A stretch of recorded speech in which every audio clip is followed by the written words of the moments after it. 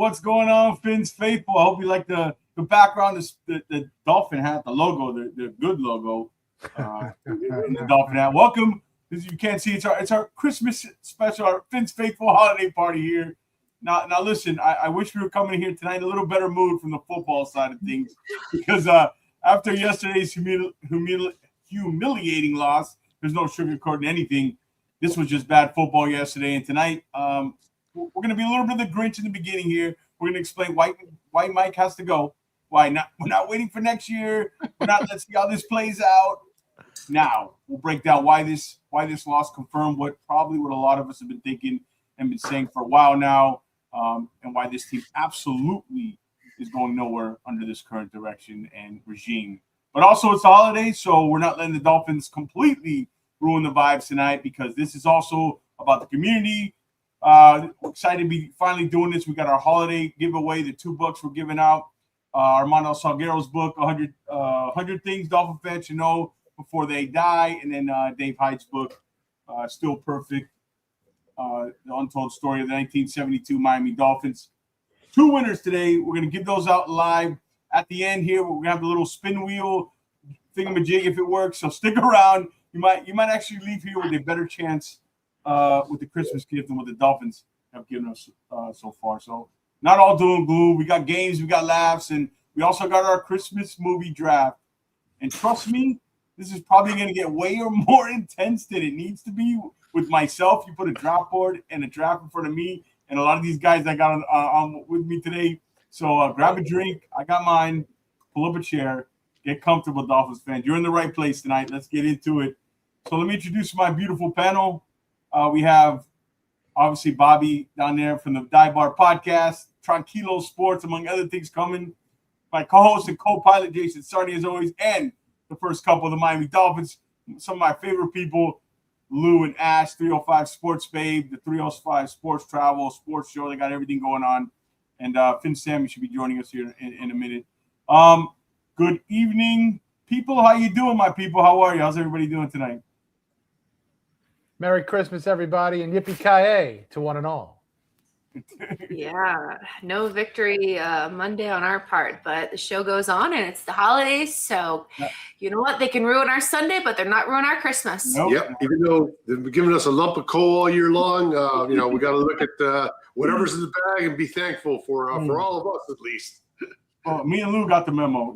Look at the old logo, Lou, there, the good logo, man. I've had this for a while here, hidden away. Shout out to the chat already.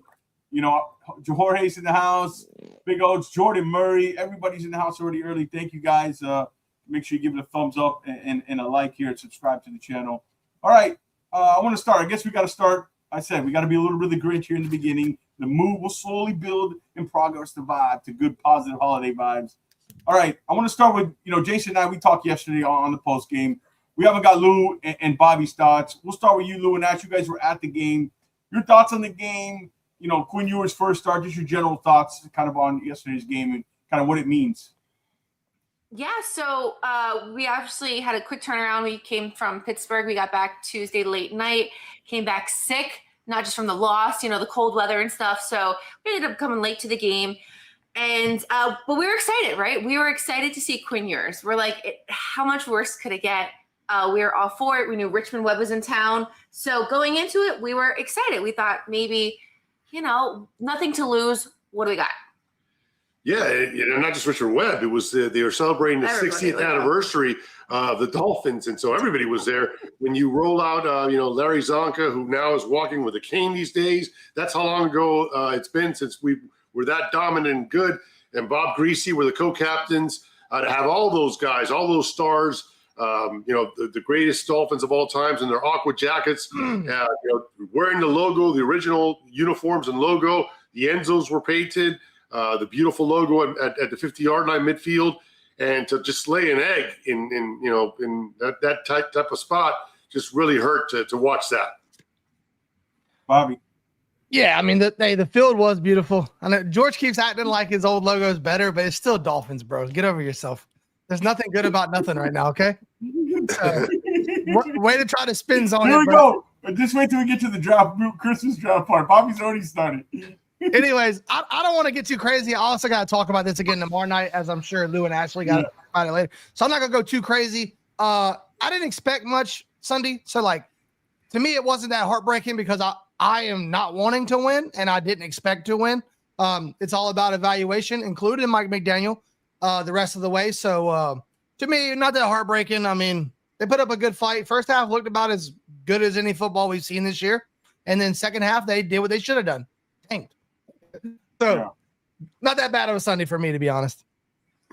Bring up, we got Finn, Sammy. Sammy, what's going on? Thanks for joining. We had some technical issues in the background. Right, but baby. yeah, I think I said yesterday on the show, on the post-game show, guys, and Bobby, and this is probably the best thing that could have happened, right? I want to ask you guys in the game, what was it that vibe like in that second half? Like in the first half, you're like, I knew the fans. You got to put it in perspective here. The Bengals defense is historically bad. Second half came to reality here.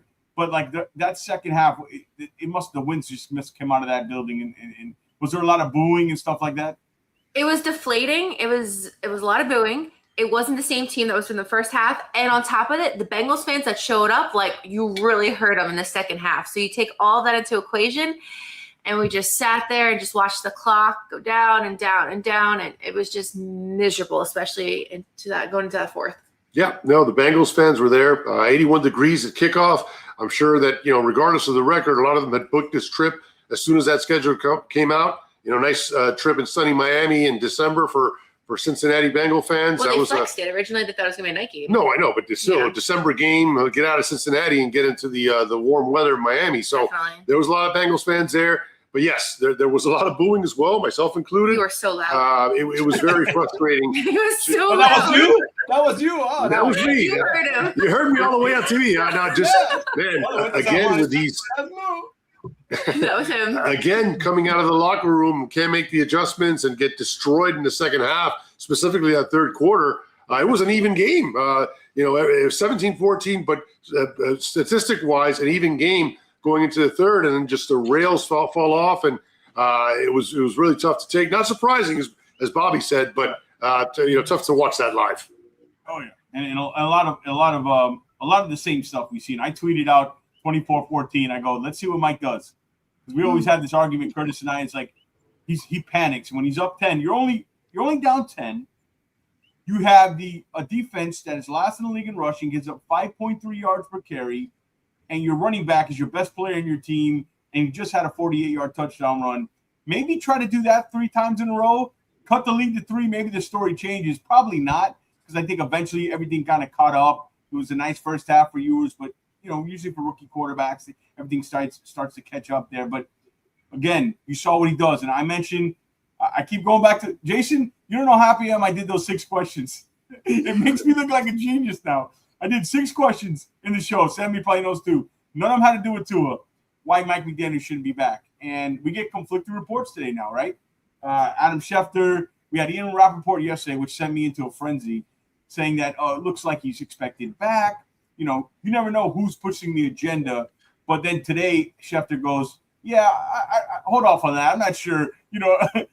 He might not be back. What do you guys think? Did this game here change the narrative for Mike if it was – because let's be honest, Mr. Ross obviously wants Mike to make it easy on him. We brought in a new quarterback. We brought the rookie in. Mike can do it with this guy, all to his weaknesses. Look, he can do it. He didn't make it easy on him. Do you think this changed the narrative, Bobby? I'll start with you. Do you think Ross maybe had leaning one way, yet can that really one game kind of convince him, hey, he's got to go? Maybe not one game. I am of the thinking, and from what I've heard a little bit, that Ross definitely wants to look into options this offseason, regardless. Before this, even before the 4-game win streak, Ross has been talking to people and trying to get ideas and bringing people in and getting opinions from everywhere on what he should do and who he might be able to attract. So that was always going to be an option.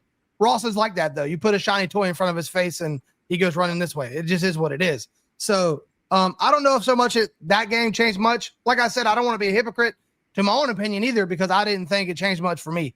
But, if they do that 3 games in a row, obviously, and you're playing, the Bucks and the Patriots, so it's definitely possible. That could. And then, the fans, Lou out there showing his ass, that definitely helps.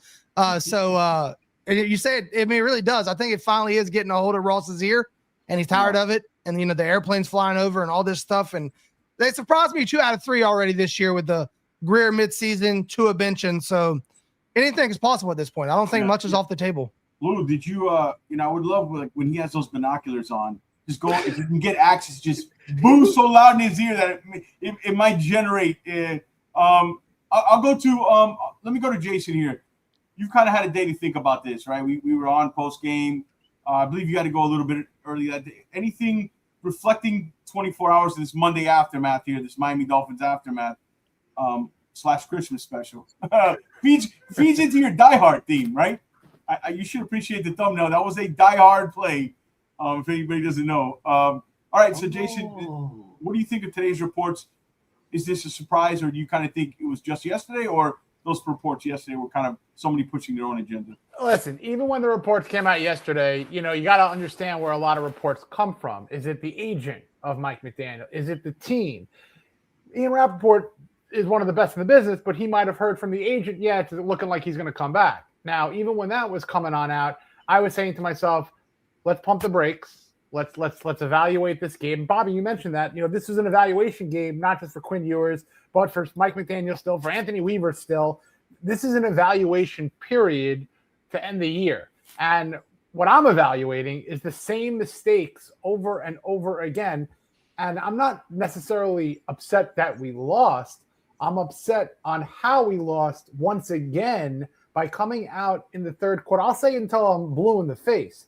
In sports where there's a halftime, the most important portion of the game is the first few minutes in the second half. I don't care if it's football. I don't care if it's basketball. I don't care if it's after intermissions in hockey. You have to come out strong. And the fact that they are a continual worst team in the league, and not just this year, this is a 4-year problem in the third quarter. I would love to be a fly in the wall. I know the dive bar, you guys speak about this. What the hell is going on in halftime? Like, what are you doing? Is there a buffet? Are you enjoying some snacks? Are you watching a movie? Like, what are you doing? That is the time to adjust. That is the time to get up under someone's skin as a coach and say, you're doing this wrong or you're doing this right. And that has to come from the head coach. It's got to reverberate to the coordinators. To me, if I had to guess, that probably ought to take naps. This is absolutely crazy on how consistently bad they are in the third quarter.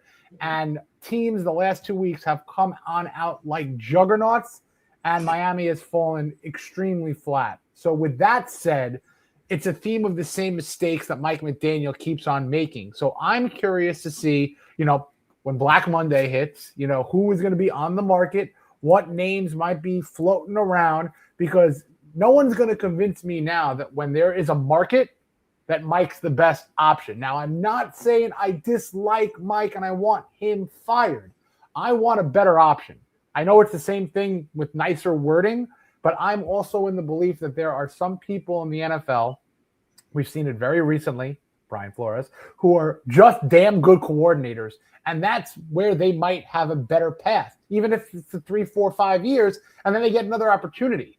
Steve Spagnuolo on the defensive side was a head coach after being a coordinator, didn't work, does wonders with the Chiefs, helps them win Super Bowls. Same thing with Josh McDaniels, despite whatever, might happen, but he's a hell of a coordinator, not a good coach. I think the same thing has really happened with Mike McDaniel. So let's see what happens. And the evaluation theme the next 2 weeks, that's the theme. Sammy, your thoughts on we talked yesterday, the report yesterday, the contradictory report today. I'm not surprised they came out, but your thoughts on really, did anything really change after yesterday's game? I don't know for sure if Steven Ross even knows what he really wants right now, because he always says his mind. So I will agree with Bobby. He's probably exploring because he likes the big coach, he likes the big fish. He has proven that every single time he has a chance. He has good intentions, but he never hits. Carroll, et cetera, et cetera, et cetera. It never happens. So the Dolphins always fail to get the big head coach. So I'm not sure what's going to happen. But going back to the third quarter debacle, it happened in the Ravens game, it happened in the Steelers game, and it happened yesterday. They go out and they basically in the second half they poop the bed. They have no idea. They have no energy. It's like they quit. I don't know if they're too frustrated with the offense and they said we're tired. no, you had a chance to win this game. We're out of here because the Bengals started the game right down the middle of the field, went down and scored a touchdown. And once the Dolphins started chasing points, actually I was surprised that even took the lead because usually when they are chasing points, they're done. They find a way to go ahead 14-10 and don't just before halftime 17-10, 17-14, you know the rest. So the Dolphins are never good with Tua, with Ewers, with nobody's McDaniel because they're never good enough chasing the points. And the defense basically, if someone has basically lost more than Anthony Weaver raised his hand because he looked great during that 4-game winning streak. He was probably the back in the conversation for head coach job. After these 2 weeks, we have to wait and see. I think he's probably one of those guys that is the contrary of what Jason's saying. Probably not a great defensive coordinator, but a great leader of men is probably a better head coach than a defensive coordinator. So we have to wait and see. But I'm not surprised because it's the same team that happened the last three losses to the Ravens, to the Steelers, and yesterday they come back to the third quarter and they're done.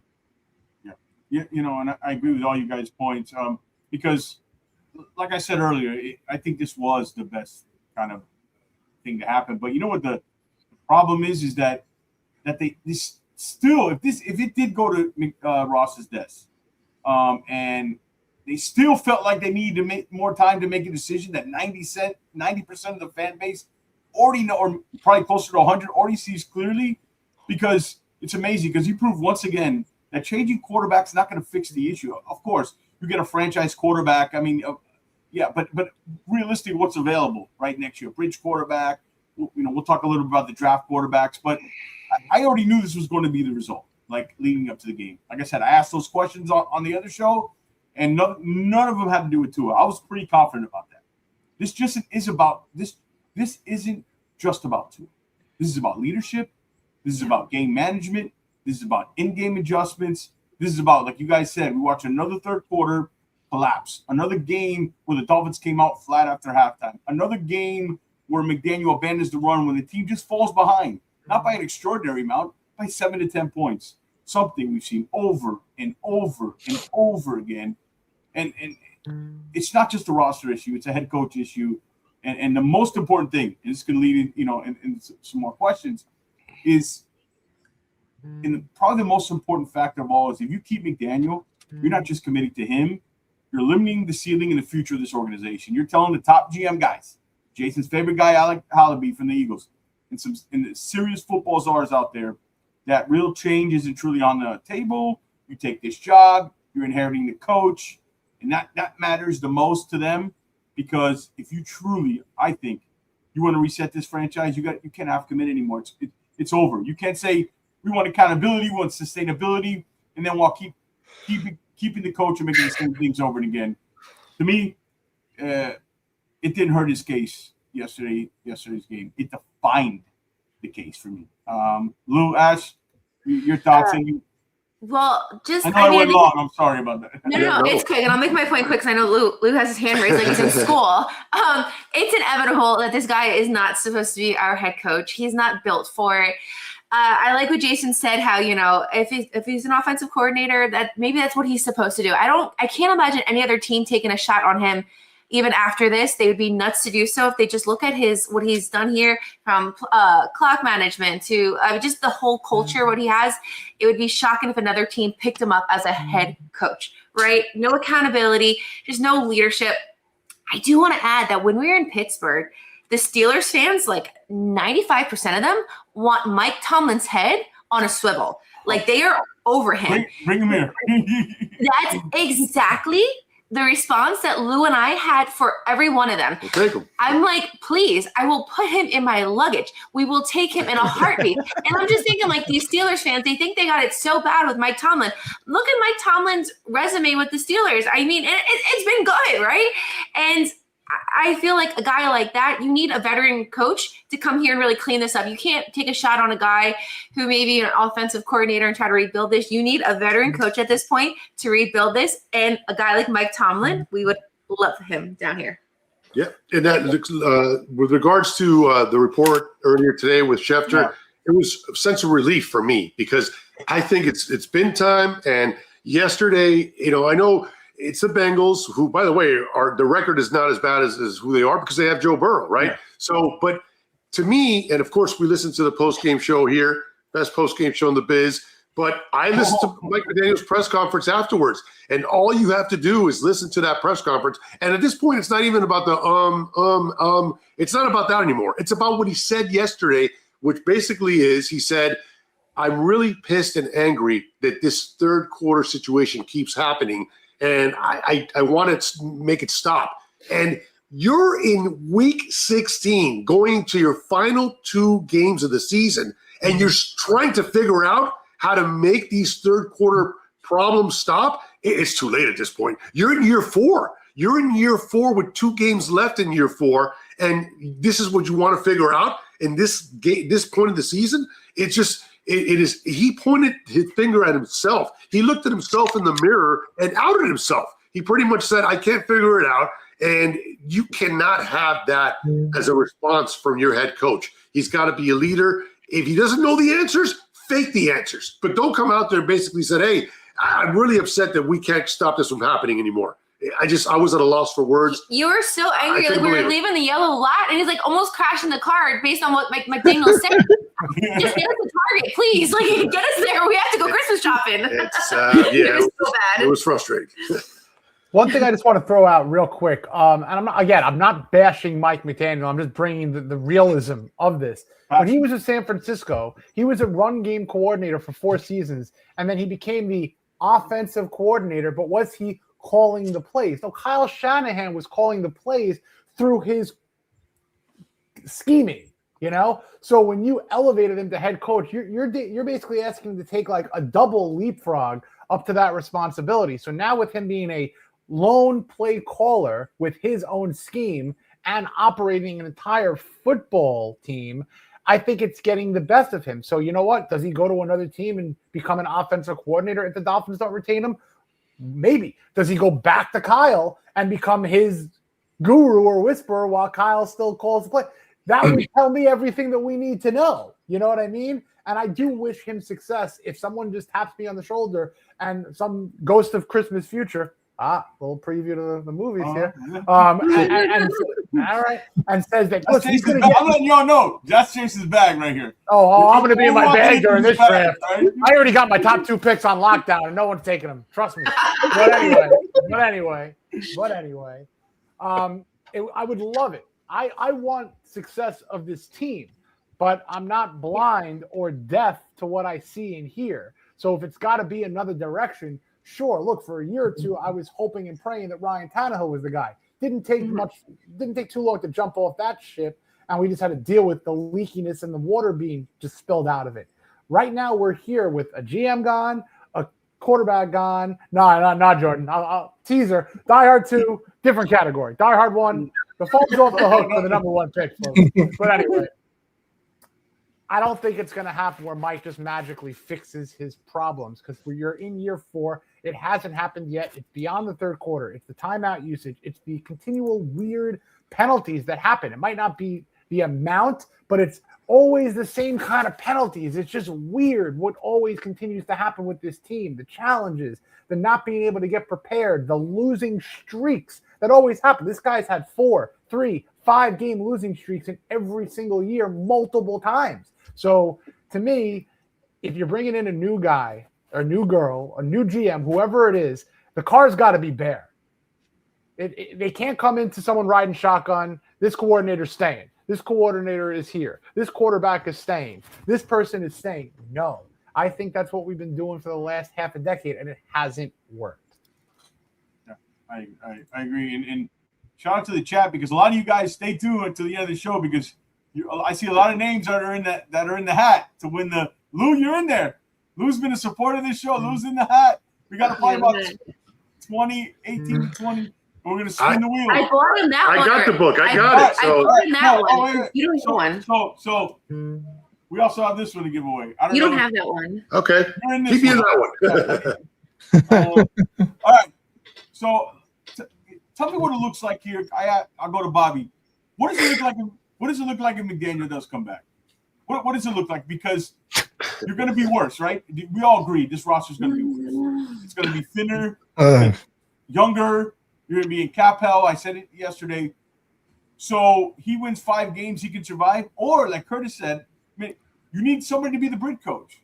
Because usually, like Flores, when you do the 2019 tank year, that coach is only around for the first 3 years. You're usually not the coach that ends up seeing the fruits of the benefits there. So what does it look like with McDaniel? Because it doesn't make sense to me.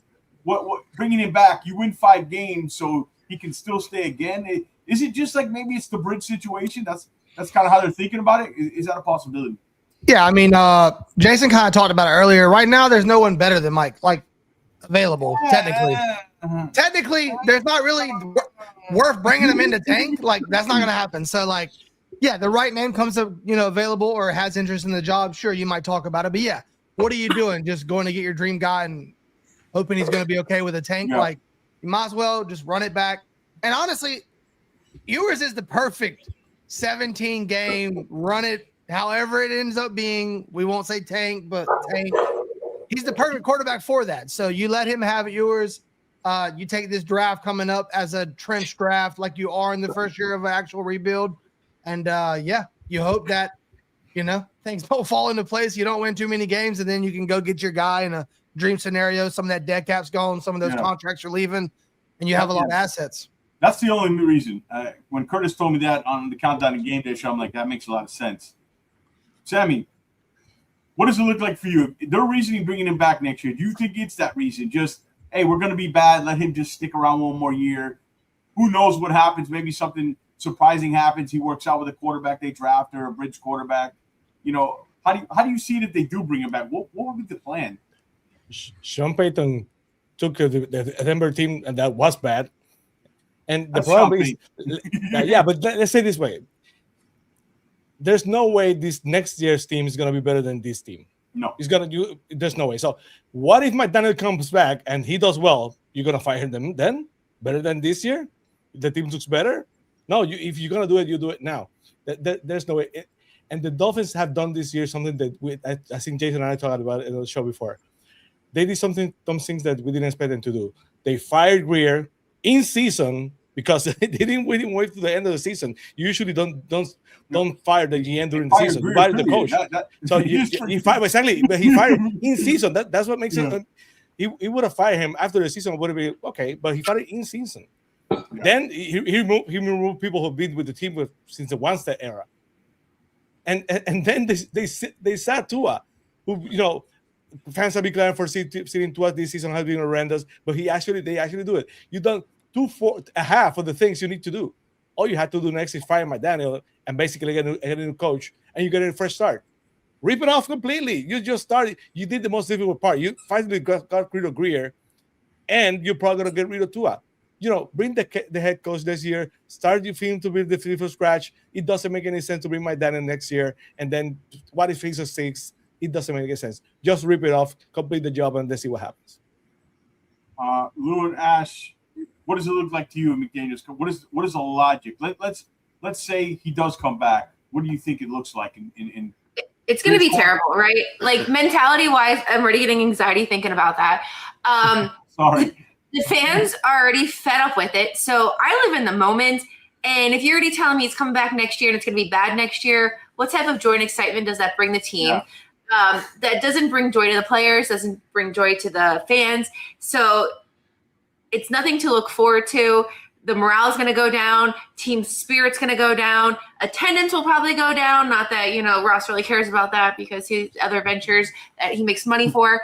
But it struggles because it's like, if something's broken, why wait longer to try to fix it? Life is short, okay? Like, why just wait for another season to try to fix it? Fix it now. Nothing is guaranteed. So why go through this torture, this cycle, this vicious cycle? If we really feel like the head coach is the problem, why do another experiment year to just put us down in the dumps if we really think like the coach might fix it? I'm not about wasting time. Like life is short and not wasting time, especially for Stephen Ross. Yes. Seriously, he's pushing 85 now. He's getting up there. He's not getting any younger. But no, look, to what Ash said, I think you got a responsibility to keep the young core that you want and the players that recently been drafted that you've identified are going to be here for the future. You got to coach them up and make sure that they are under good supervision. And I just don't think McDaniel's the example for those guys. I'm sorry. Aaron Glenn actually today for the Jets went out there and pretty much said, hey, look, I know we're up against it right now, but if I believe in our program, he's got the benefit of the doubt. It's year one. This is year 4 for McDaniel. And the most concerning thing for me is, he's this offensive guru. Jason mentioned, the running game that he was known for in San Francisco, which credit to him. Achan's been incredible, one of the best players, if not the best running back in the league. But my concerns with the quarterbacks, man. Every quarterback that he's brought in here and he's had his chance to implement the system with them, he's been able to win with none of them. He chose Skyler over Mike White. That didn't go well. Snoop comes in. He can't get it done. Quinn Ewers to start yesterday, off to a bad one. He didn't do too bad, but he didn't win the game. And so why is it that McDaniel cannot win with these quarterbacks? It's almost as he cannot get the best out of certain players. And that to me is the biggest, red flag with him. You got to have a guy who's going to want to be coached by the players and get their maximum effort out of them. Yeah, excellent point. And Quinn Ewers, I watched a little bit of the All-22. I didn't have time to get to all, but I did see him attack the outside numbers more than Tua, because that's teams were kind of stuffing the middle because they knew they were covering the Dolphins because they know Tua's limitation. So that's why the offense, I think that was their thinking, is that teams were not even playing outside the numbers against the Dolphins, and that was kind of limiting the offense. So I did see Quinn kind of attack the outside, but frankly, to me, a lot of his strengths are the same, as Tua's. They're very similar. He throws a beautiful touch ball, but I did want to see the arm, and kind of even in the scouting report when the draft came out, I talked about the juice in the arm from college, from high school, first year in college. He had that arm injury, the shoulder, and some of the stuff when he tried to drive it downfield didn't look great. But he made some good decisions and some bad, obviously. Some of those picks weren't on him. I thought he executed the offense kind of at a functional level, just nothing special. But look, did you find a future starter? No. To me, he looks like a guy that has a chance to be a backup quarterback of the future, and that has some value. So you can wipe that off the list of needs. But that's what I thought from Quinn. I thought people would overreact if that first half would have continued because of the way they played. I see a back. Does anybody disagree with what they saw of yours? Do you guys see anything more than a backup quarterback there? Because I don't. I liked him connecting with Darren Waller. I thought that was nice. A nice little romantic connection going on there. But beyond that, it was, you want it to be for him. You want him to be like, hey, come out and be the guy. But if it's not there, it's not there. But he's a great guy. It's hard not to like him. Yeah. That's the thing. He's just not going to be QB1. He also kept the plays alive with his legs, which obviously Tua couldn't do. So we like that. He didn't get help from McDaniel in terms of some play calling, specifically the last play of the first half. I'm sorry, running that sweep toss with Achan to the strong side of the field. I thought that was the bad play call there. Try to get another pass in there, get a field goal, and tie that game going into the half. That was one. And then that 4th and 1 quarterback sneak. When was the last time we ran a quarterback sneak in general? I thought that was a good opportunity to maybe run a different kind of a play right there than put the rookie, hey, get that first down on your own there. I didn't like that. Yeah, Jeff says, you're going to judge a quarterback in game one. Yeah, it's what I saw. It's not game one. I spent a lot of time looking at these guys coming out of the draft in college, and he's exactly what I thought he was. Now, look, in this system, you're going to get a ceiling, just like Tua. You saw on the other side what a quarterback is systemless. What an elite level IQ is, an elite level processing is. You saw it on the other side. All right, this is my opinion, and you might have a different opinion. It's a backup quarterback. Bobby, do you disagree? Is that what Jason, Sammy?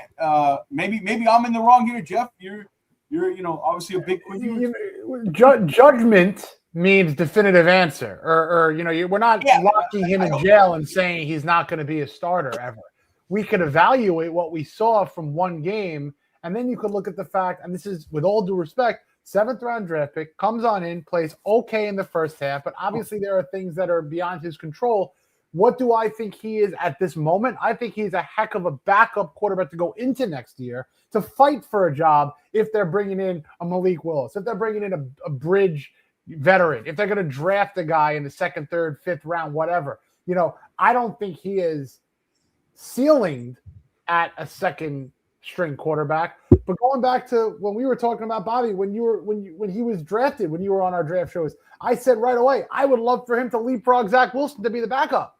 And that's essentially what happened because Zach Wilson, you know what you're going to get. They're not going to make him a starter. $1 million rental. So this happened kind of to what I was kind of hoping, that he played and showed enough moxie and enough skill to get the opportunity, week 16 at home. And the first half, he looked calm, he looked cool, he looked collected. He looked like he could be a professional quarterback. Now, am I going Des Bryant right now and calling him Dan Marino 2.0? No. By the way, that's a win. That's a win in the 7th round. He looked comfortable. He looked a lot different than Cleveland. He looks like he can play in the NFL. I said in 10 years, he'll be on NFL Network, ESPN, or something. He's a Dan Orlovsky. He's a Chase Daniels. That's what he is. Okay? With room to potentially grow. He's got some arm talent. Thompson. He's not Skylar Thompson. No. He's got some arm talent. He throws the ball, comes off his hand like a shortstop on all angles, flick of the wrist. And he even had a nice little no-look pass if you watch it. He's got there's something there. Don't get me wrong. I don't want people to think and again, what happens? Not definite. Maybe he exceeds expectations. But I do this show, and why I think people watch is I give you my opinion. I put effort. I evaluate players, and I give you my opinion. I just don't. I'm not going to sit on the fence. I'm going to tell you what I feel after. It's not one start. It's game 6 at Texas. It's high school. It's all those things combined. What he is, and you made a great. I kind of want to go back. Caleb Williams. Here's the difference: the pedigree, the talent is on a different stratosphere. We're talking a first overall draft. We're talking 1-1 versus Heisman Trophy. Come on. We're talking 1-1 and we're talking 251. Let's be fair. All right, Bobby. Yeah, the one thing I liked about Quinn Ewers, I think my favorite part about him is just, and this could be because we've been watching Tua and obviously Tua's evolution with the injuries and being scared to get hit or whatever the hell it is. Quinn Ewers just seems nonchalant as hell. There's like nothing that throws the kid off. He's got moxie. I like that. Like he doesn't care if the pocket's collapsing. He sidesteps. He jumps out of the pocket. He rolls out. He slings the ball just like he would do if it was perfect timing. So that's why I say I wouldn't mind watching a Quinn Ewers-led team for 17 games in a bridge situation because I can enjoy that. I can, watch a guy that's going to stand in there, be confident in what he's doing. It's not always going to work. He'll throw interceptions off people's chests, but it was nice to see. And you'll be picking the top 5 guaranteed, so that's pretty good. That's the best part of that. When you were as a bridge quarterback next year. Go ahead, Ash. You wanted to say? Lou, Ash, did you guys want to say something? I thought I heard you wanted to butt in. No. All right, so Jamie, Fernando Mendoza gives me Tim Tebow eyes. So we'll get into some of that. There is some stuff about Mendoza I'm not in love with. We'll get into that. Don't get me on that. That's another show. That's the you got all season. That's a February or March quarterback draft show, fellas. That's the one I'm waiting for.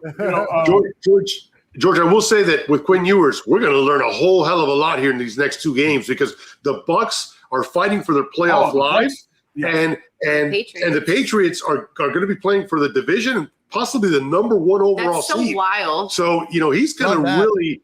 And you Dolphins at this point, the only thing we have is to play spoiler, and so they should not hold it back at all. Let him go out there, make all the throws because he's going to have to really earn it these next 2 weeks. So is Quinn is he the? Yeah. Zach, by the way, Bobby, I don't know if you have any insights on this. I heard Zach wasn't a happy man in that building, and he made it very well known. Zach Wilson. Go ahead, Sammy, on your hand. Sammy had his hands up so nice. Wait, I gotta let Sammy talk. He was so nice. Yay! Now bring Frank the Tank. That's on Sundays. Hey. Don't talk about Frank the Tank like that, Sammy. I almost rigged my camera when we talk about those things last year, if you remember. Okay, I want to talk about this. I gotta say, it's only 1 game. That's the first thing, of course. It's only 1 game, but I'll tell you what I'm seeing.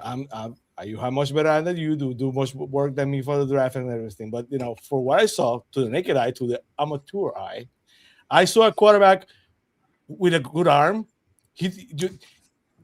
First throw, I said, wow, that arm do so much, stronger compared to Tua because he did it effortlessly. Sipped the ball went. I like that. He moved in the pocket. He was poised. So for me, I did. Thank you, my brother. For me, I was amazed. It's a 7th round pick. the Dolphins are going to be how many? I don't know, $50 million with the cap that they cut Tua. Yeah. We need at least a 7th-round pick to be the backup quarterback because we cannot afford a $10 million backup anymore. So I liked it. I'm not expecting him to be the quarterback for the future. But if he can be the backup quarterback, he was better than any quarterback the Dolphins brought last year to back up Tua when everybody started getting injured. So for me, it's a win. And it's only one game. Also, he's the first backup quarterback that actually come in and replicate the offensive system. This offense is built for Tua. The personnel this whole damn team is built for Tua Tagovailoa. And you brought in a quarterback. I saw some similarities out there. So to me, I agree with you 100%, Sammy. And the other thing is, these last 3 games aren't about winning. All Dolphin fans, if you're worrying about wins or losses, I think it's nothing. Like even A-Chain, if you want to go out to lose point, you want to have him go out there and sling a little bit more, protect A-Chain, what's the point here, right? I would love for him to throw it 40 times. I want to see what he has. I don't understand why they didn't do it. If you're trailing by 14, throw every single time. I want to see what he got. I think Chase's comment, loud Marlins fan, is a great buddy of mine, says it best, right? He goes, it's unfortunate that it sucks we're in this situation. It'd be great if it all worked out. Tua's on the bench. It's best for us all. He makes his money, but we, the fans, get screwed. I mean, point blank, it is what it is. This sucks. Yeah, it does all the way around. I think Ash ended that too, a subject on the perfect. I want to bring up one point about this because everybody's talking about the 26 draft class. That's not a great quarterback class, but I think it could be a unique opportunity for the Dolphins, actually. Like, if you truly believe, first of all, you got to truly believe in like a Mendoza or Dante Moore come out. And we actually don't know who comes out yet. But you can actually take the weakness of this class and actually make it to your advantage. Teams are not going to be as aggressive trading up. The market probably won't be nearly as insane to go get a top guy. The Jets are your main competition. They got the most capital. But I think, Jason, I think they might wait. They got a bunch of picks in 27 when it's a better quarterback class. They don't need to force it. When that class looks stronger, they have the flexibility, I think, to be patient. And right now, who has the number 1 pick? The New York Giants. And I don't think they're going to take a quarterback with Jackson Dart. So the Titans are also in the mix there for a top pick. Depending on the board breaks, I'm curious if you guys, Jason, you can start if you agree with this. This might be those opportunities like, okay, it's not a strong class, but we can take advantage if the most important thing, your new GM, which I'd be love if it has conviction and wants to go get a guy, it'd be a huge change. Likes Mendoza a lot, let's say. They like Dante Moore. You might have a chance to actually go up there, especially if they lose these last 3 games. They're picking 8th. You can even add Waddle to the deal. Probably the team won't want Waddle, who's picking that high, but like multiple first and you have multiple thirds, something like that. It might not take as much. Jason, do you see what I'm talking about here? That, yeah, it might be weak and people are down on it, but if you like a guy or two in the right teams picking up top, that's like a perfect storm, I think, of a combination that might be unique to the Dolphins. It might actually help them out. I understand the philosophy and the way of thinking that if there is a Andrew Luck, Peyton Manning, Michael Vick, quarterback, I don't think Mendoza is that guy. And I'm looking at 5 picks in the top 87 but at the moment. Drake May wasn't that guy. You know what I mean? Like, but this is they believe in him. But if they crapshoot, what I believe in is building a team. So whether it's a unbelievable first-round quarterback or whether it's a 32-year-old veteran who has to play 5, 6, 7 games, or whether it's a guy like Quinn Ewers who you draft in the 7th round that you have to put on in, I want to build a team. And I'm seeing 10th overall pick, 44, 75, 86, 87, 110. To me, I could rattle off cornerback, wide receiver, inside offensive lineman, safety, right? You could build a roster. Very difficult to predict you're going to be in the top 5, and it's very difficult to move up and get one of those guys. It's unrealistic. And unless you're picking 1-1, look at the Dolphins. Perfect example. Those reports came out. Those reports are meaningless. We all knew they could offer them 6 first-round picks. But Bengals were never going to do that. I'm just saying, if you think you found a guy who maybe everybody doesn't think is that franchise, a Bo Nix, Drake May, maybe they're iffy on, but you feel not building. You have a GM says, "Hey, I'm telling you guys, I see what what the Bills saw in Allen, what the Chiefs saw in Mahomes. I see something. Let's go get him. It's not going to cost us an arm and a leg." I mean, anybody, Lou, are you with me here, bro? You usually back me up on this thing. I would be. I just think you forgot to mention the Raiders. So the Raiders get the number 1 pick. They're definitely going quarterback. It's got to be a perfect scenario. There's Raiders, Browns. But I'm saying right now the Giants pick 1-1, Yeah, look, you know how I feel. I think McDaniel should be gone, and I think we got to get a new GM. The GM that comes in is going to pick the coach, and the GM, to your point, if he believes in Mendoza or, he believes that there's a quarterback out there or falling to him in a certain spot, then you got to trust that GM. That's what you're bringing him in for. So, yeah, if the scenario presents itself, especially with all the added draft capital that we have, if they believe that, I don't mind going for it. Because there's also another problem that we haven't really consired too, George. Yep. There are teams like the Jets who could blow any other team and the Dolphins out of the water. But my point is, if the Dolphins think that Mendoza is the guy and they're the only ones, that's a problem. So if another team, it only takes one. I know what you're saying, but I'm not blown away with a quarterback in this draft to sacrifice 3, 4, 5 picks, 3 of them being first-round picks, when it could be a difficult 2-3 years with that quarterback. And you know what? He can get killed. I agree. You don't take one to take one. That's what I'm not saying. I'm just saying the opportunity.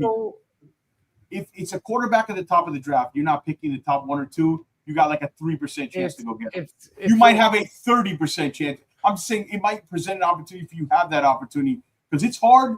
It's hard to tank and guarantee this franchise is not very good at it, and you don't know what your record's going to be, and you don't have multiple picks next year. You have 3 threes this year, and you have your first next year.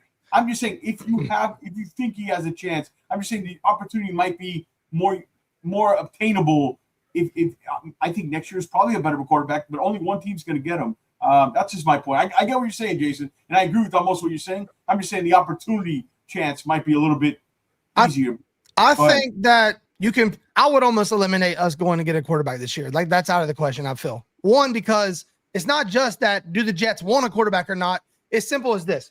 We're at 10, the Raiders are at 2. If the Giants are trading back, you're going to go to 10 or you're going to go to 2. You might even take less. You might even take less to drop. Like, we still get the pick of the ball and you go get your quarterback. Sure. And so also I feel like Jason kind of hit this right. If we were to be able to Mendoza, let's say there's like on draft day, the quarterback has a problem. Nobody came to his birthday party and Mendoza starts falling. It's like, do we want to be the team that goes and gets him? So you don't know, if one of those quarterbacks start falling, there's a reason. And I would say the only scenario you could see a quarterback is if we overdraft.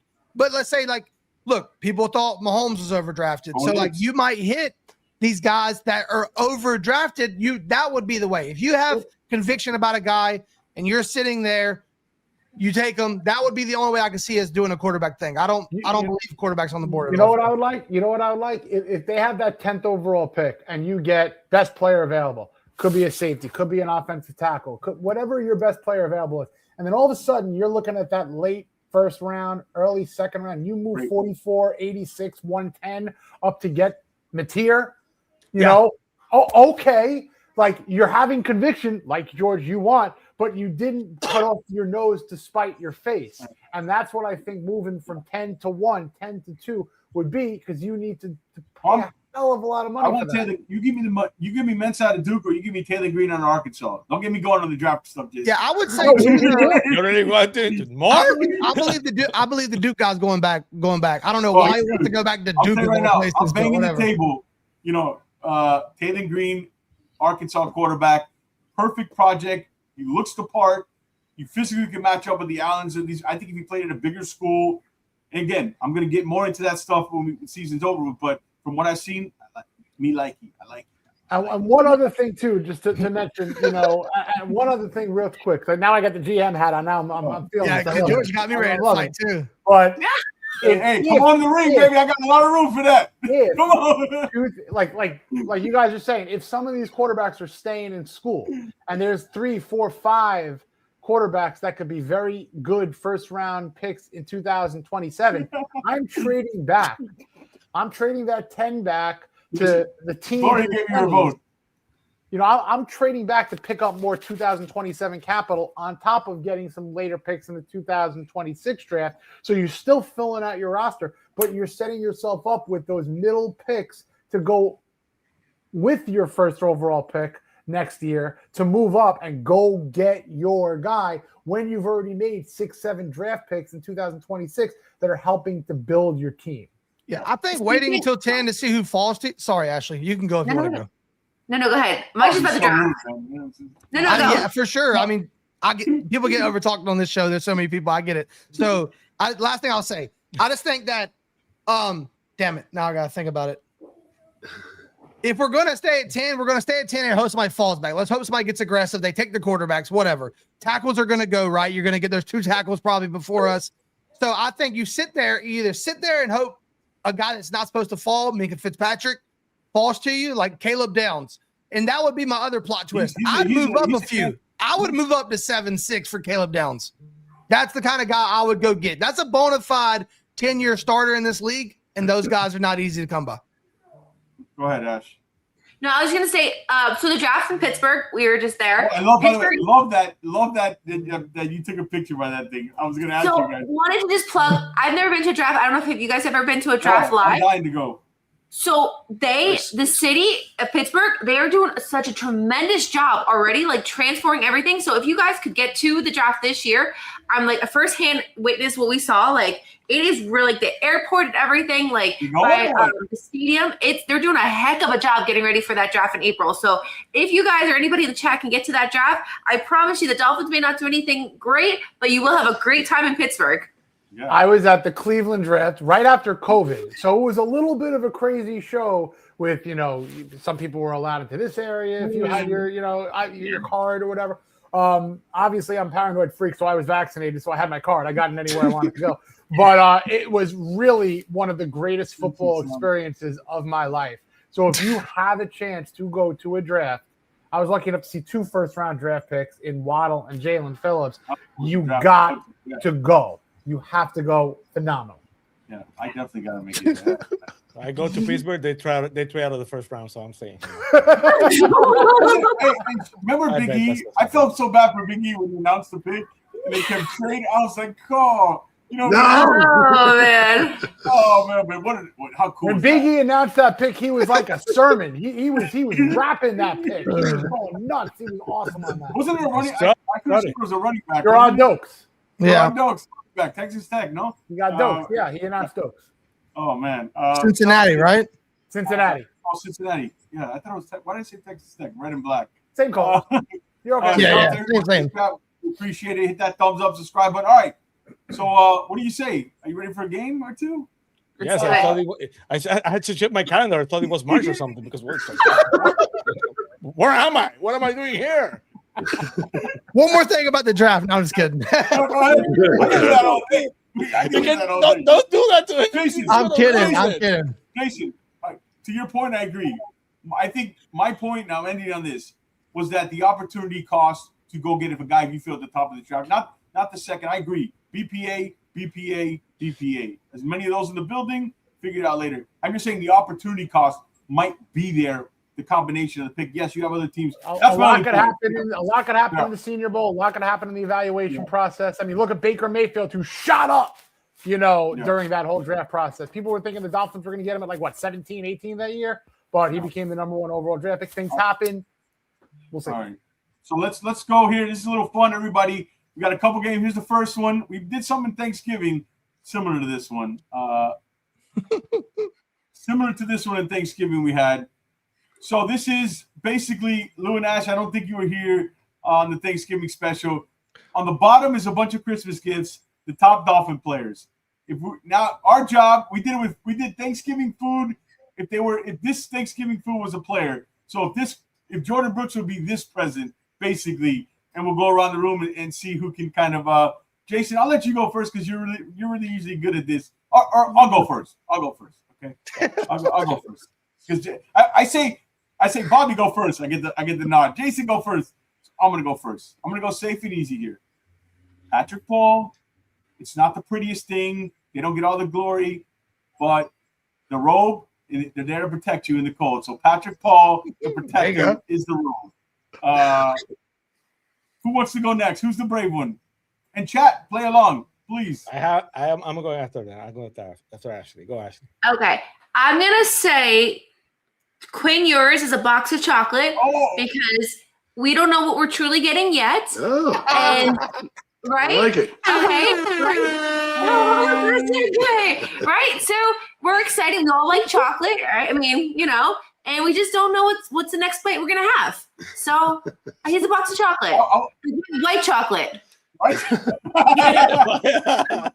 know when you get those chocolates, like damn. Sometimes I'm like, they hide them now. Like you think the ones that caramel and it's like raspberry, like, and you end up eating everybody. You gotta look at the bottom. You have to look at the bottom. Salted caramel chocolate all day, but no, Quinn is just a box of chocolates. We don't know what's in there yet. That's a very good. That is a very good one, by the way. You might go in the. You might have to go in the book giveaway with that one. You know, really good gump reference. We can create correlations too, right? We can create stuff. Yeah. Oh yeah. Yeah, I'm taking the 64 color crayon box of the crayon and the coloring book Scooby-Doo edition for Tua. Oh, I got one for Tua. You ready? The gift card. You know why? You can return it. It's not physical anymore. They do the e-gift card, so it's not physical. You re-gift it. and they wear out really quick and they don't last long. So that's the gift card. I got one. I got my answer. I'm a big Saturday Night Live fan. When you have a 5-time guest, they get this awesome robe and jacket, right? Yeah. So we're gonna don that jacket to the elder statesman, the robe to Mr. Zach Sealer. All right. Okay. Sammy. Well, what is left? I had to give it to Tua because if not, DSG is gonna ride my tail. So I'm gonna give to Tua the board games. Let's and probably the PlayStation. They give it Settle down. Son. Let's give him entertaining the bench. So give him the PlayStation and give him the board game so he can be entertaining the bench because what else do we have here? The phone. Who are you gonna call? I'm gonna call that phone to Ainchain so he can call his agent, telling him if the Dolphins don't resign him after the season. So that's a good story. All right. So who's getting the socks? I have one for the socks. Fitzpatrick. Let's think about this. What do socks do for your feet? They protect your feet. Oh, they're not the most sexiest thing. You don't see it. I mean, I'm also a Hanukkah guy, so the first night or two of Hanukkah, happy Hanukkah, Jason. Everybody does right? But everyone needs to wear socks when you go to work, when you go out, unless you're on a beach. So I'm going to give that to Aaron Brewer. Protected, solid, does the job. Yeah, no one gets excited when you see the socks, but you're damn sure glad you got them. Come 2 weeks later. 3 days later. That's what I'm talking about. Hey, where's those socks I got? Oh my! Let's get He deserves something better than this, but for the fact that it fits, I'm giving Jordan Brooks. It's a umbrella for stocking stuffers because he stuffs the run. So Jordan Brooks is your all-around stockings. You can give the Hot Wheels car. The Hot Wheels car fits in the stocking. Yeah, that's part of it. That goes in there. Part of this thing. All right, I was gonna give Quinn Ewers the training wheel bike. Because he's still on training wheels, so I was gonna give Quinn Ewers that. I'll give. The video console is like that's the thing. Like when you get that as a kid, that's got to be A-Chain, right? Like, and what's A-Chain? The best thing on here. Like, are we in between the Ferrari Hot Wheel car because of the speed? I'm giving that to Watto. Lou, give me one. I want to play, yeah. So let's make that bike. Be careful. He wants to play. Let's make that bike a tandem bike, and let's put the offensive MVP Devon Achane in there, and Jordan Brooks. I'm going to make that a 2-seater because those guys have been carrying us all year long. And then with that iPhone, I'm going to give that to Chop Robinson, right? Because I don't think he hit the update. We were expecting double-digit sacks. I think he's got to, let that update clear, man. We need more sacks. Come on, Chop. That's good. We're still on 1.0. We need to get that up. Yeah, come on. I like that. Jay wants to give Jordan. Who's getting the jewelry? Jordan Brooks? I mean, what jewelry's fancy? Like who's? It's probably Waddle or Achane. It's flashy. It's shiny. It's Yeah. Or is it Darren Waller with that? If Darren Waller, maybe Waller, rapper. Waddle was iced out for that draft, so give him the jewelry. Waller is a rapper, so maybe karaoke machine. Yeah. With the jewelry, right? I could see that a little if Waller was there. Waller with the jewelry, the bike so we can quickly come out. The giveaway. I think you could give the bike with training wheels. You could definitely give to Jonah or Kenneth Grant. Yeah. They're still trying to get their footing. So Yes. How about Dante Trader Jr.? I watched him a little all 22. He didn't do bad. Pretty Dante solid. Trader Jr. is the gift basket because he could do special teams. He can play different types of areas that way. He can play any type of safety. So, you got a lot of options in that gift basket for Dante Trader. Yeah, and by the way, we that tree's there, so we can always use Zeke Biggers to put the star on top of the tree. He's got those long arms. We can grab it. Real nice, like that. I think if somebody wants to give back a gift, I think Tua should give us all the game back of sorry because he should be sorry for putting us through this. Ooh. So basically, Tua is a re-gifter. Hey, Bobby, give me that again. Give me that sound effect. Give me the board game. That's good. MVP of this game. Thank you. I forgot Mike McDaniel. Mike McDaniel should be like something that's hard to put together and doesn't come with instruction. You don't know what the hell how to do it or what he's saying. He's getting a fucking pocket watch, son.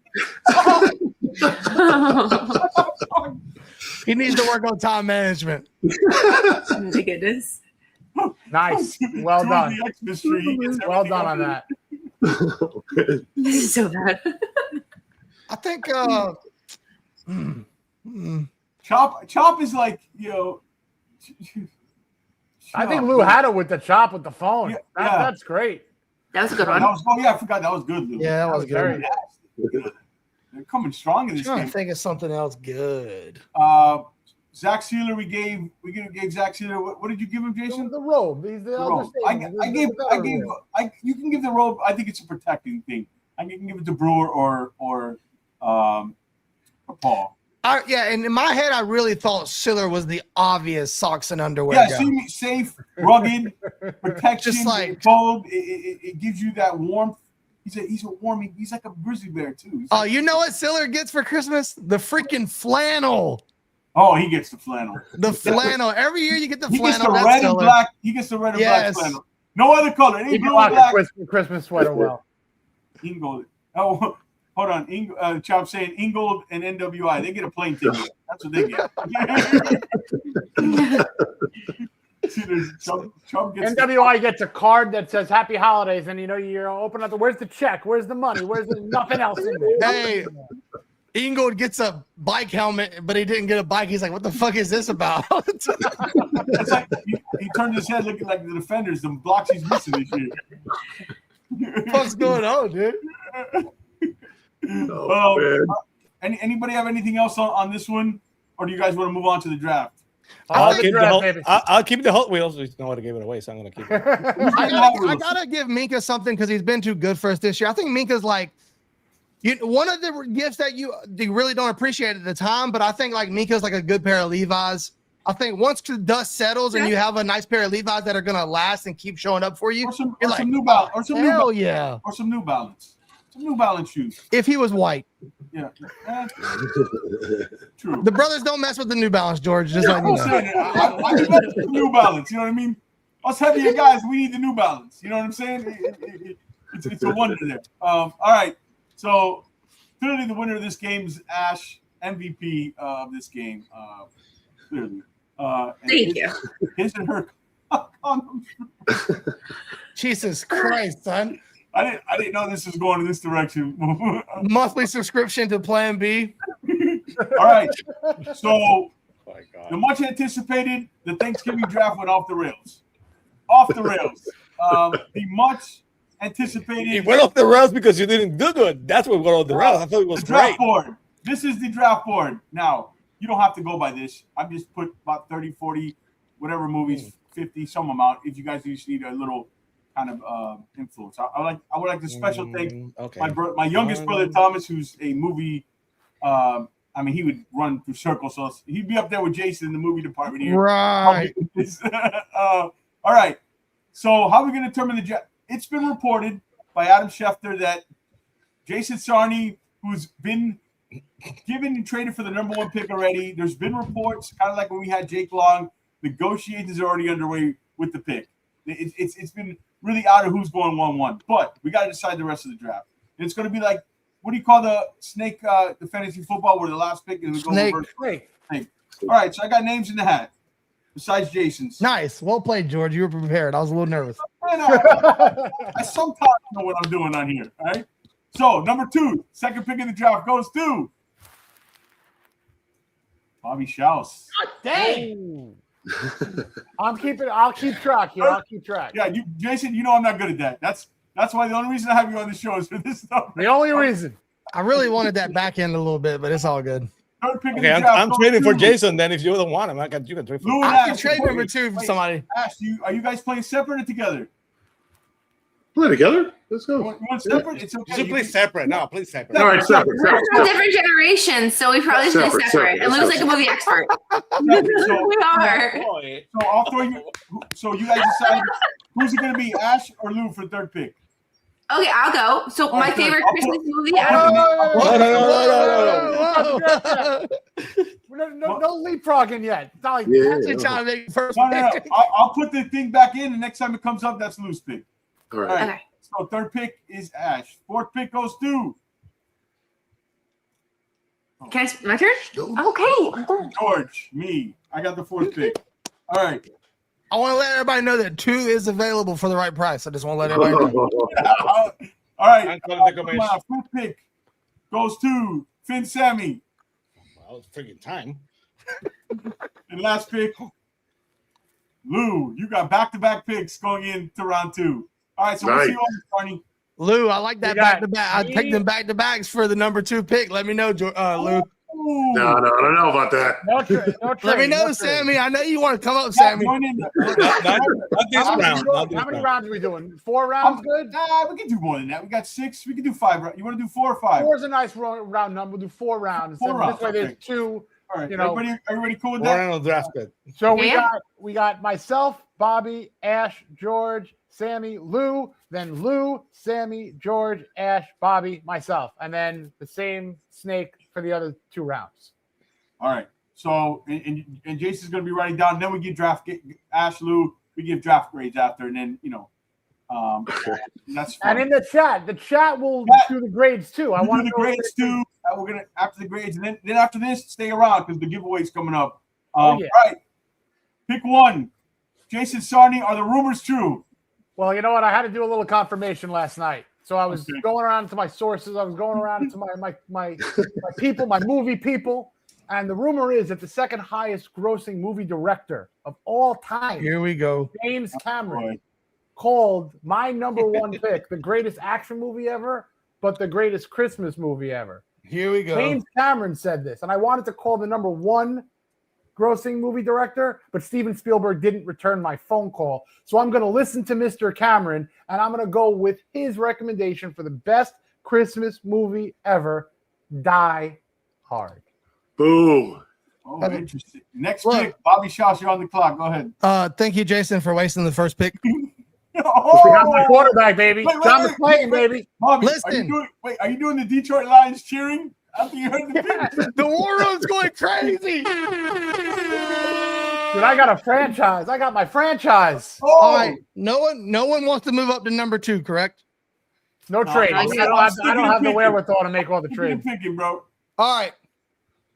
I could go flashy. I could go Oh, you exciting, but I'm going old reliable. When it comes to Christmas, there is no more Christmas movie than It's a Wonderful Life. Oh, My It first happens to pick. be the allegory of Die he Hard. went safety at the number 2 pick. That's He not went safety. That is literally the pound for pound Wow. goat of Christmas movies. And Die Hard's an allegory to It's a Wonderful Life. No, it's a solid pick. Look, you're not going to miss. You got a 10-year vet there. You're not missing. Yeah. You're not missing. All right, third pick, Ash. You're up. Correct, Jason, right? Yep. Yeah, that's no, I already had my pick without even seeing the list, the draft picks. My favorite movie growing up as a kid, watched a million times, depicted so many of those scenes in my own household. Christmas Vacation. Oh, Nice. you broke my heart. That's a good one. Ash, I had the prop ready. I'm so sorry.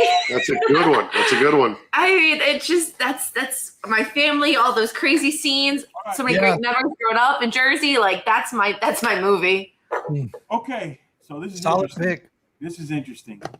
I'm between 2 players at 2 different positions. This is where the draft starts, really. Ash, you broke my heart in that draft. The draft starts here. Sorry. Swiped it. Quick, Ash. All right, I'm going Home Alone 2. 2. Oh, he's going sequel above the original. I like Jeez. it. Crickets in the crowd. I like it. People are stunned. I'm going Home Alone 2. I like it. Keep That was it going on the board. That was Dolphins traded up for Deion Jordan. Oh! The fans are confused. They're clapping just because they're on TV, but they're confused. It was a New York Jet or New York Giant type of a pick with the scene, with the scenery in New York. I could Yeah. have played it safe. There's a couple safe options. I could have played. Who we got, I'm Lou? gonna fight into what I'm doing later on in the draft. It's all, I think about how Sammy's you, up, right? it's all about how you wrap it all up. That is true. It don't matter what you do. Yeah. You're building a Wrap up. roster. Always gotta You're building a four movie roster Yeah. to take you through the whole season. Okay, so who's next? Sammy's up, Sammy. Sammy. and then Lou's on for 2. Oh, that's true. Yeah, there you go. After thinking, I'm gonna go with Elf. Oh, Good solid pick. Good solid pick, Sammy. Good pick. Good pick. Good Cool thing quarterback. about Good Elf- lockdown quarterback. I love Will Ferrell. So Christmas is a very traditional genre. Like a lot of new stuff don't come in and go to the top of the board. Elf is probably the last time we've seen a new release jump to the top tier. So that's a great pick. Pat Surtain right there. Good pick. Good pick.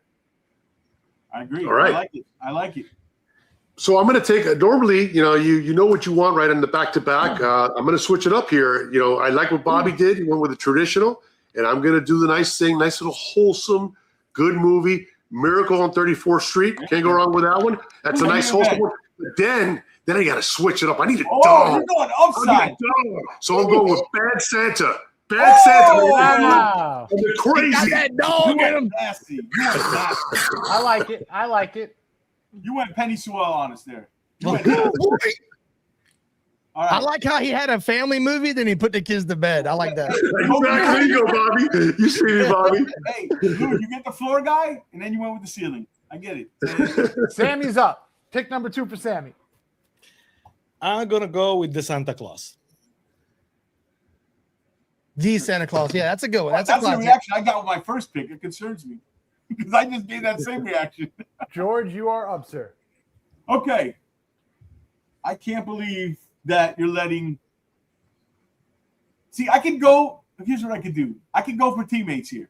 I can double down on the position. George really likes to build a false hype around his picks. Yeah, You could make your selection, George. Good double down. like those No, mashed no. potatoes and gravy. That would in my opinion, I'll let you do what you gotta do first, then I'll tell you what I think. You have to go Christmas Story. No doubt. Have to go Christmas Story. Great. There you have it. To get to this pick, Value, great Christmas value, Story's- great value. Christmas Story still available. Shocked. I'll use on the board. Shocked. Ash, you are up. Okay, mine's another obvious one. I've seen him this week at games. I saw him last week in Pittsburgh. He's on our team. How the Grinch Stole Christmas. We've seen him in the stands. He's such a favorable somebody that people Which take one? pictures with.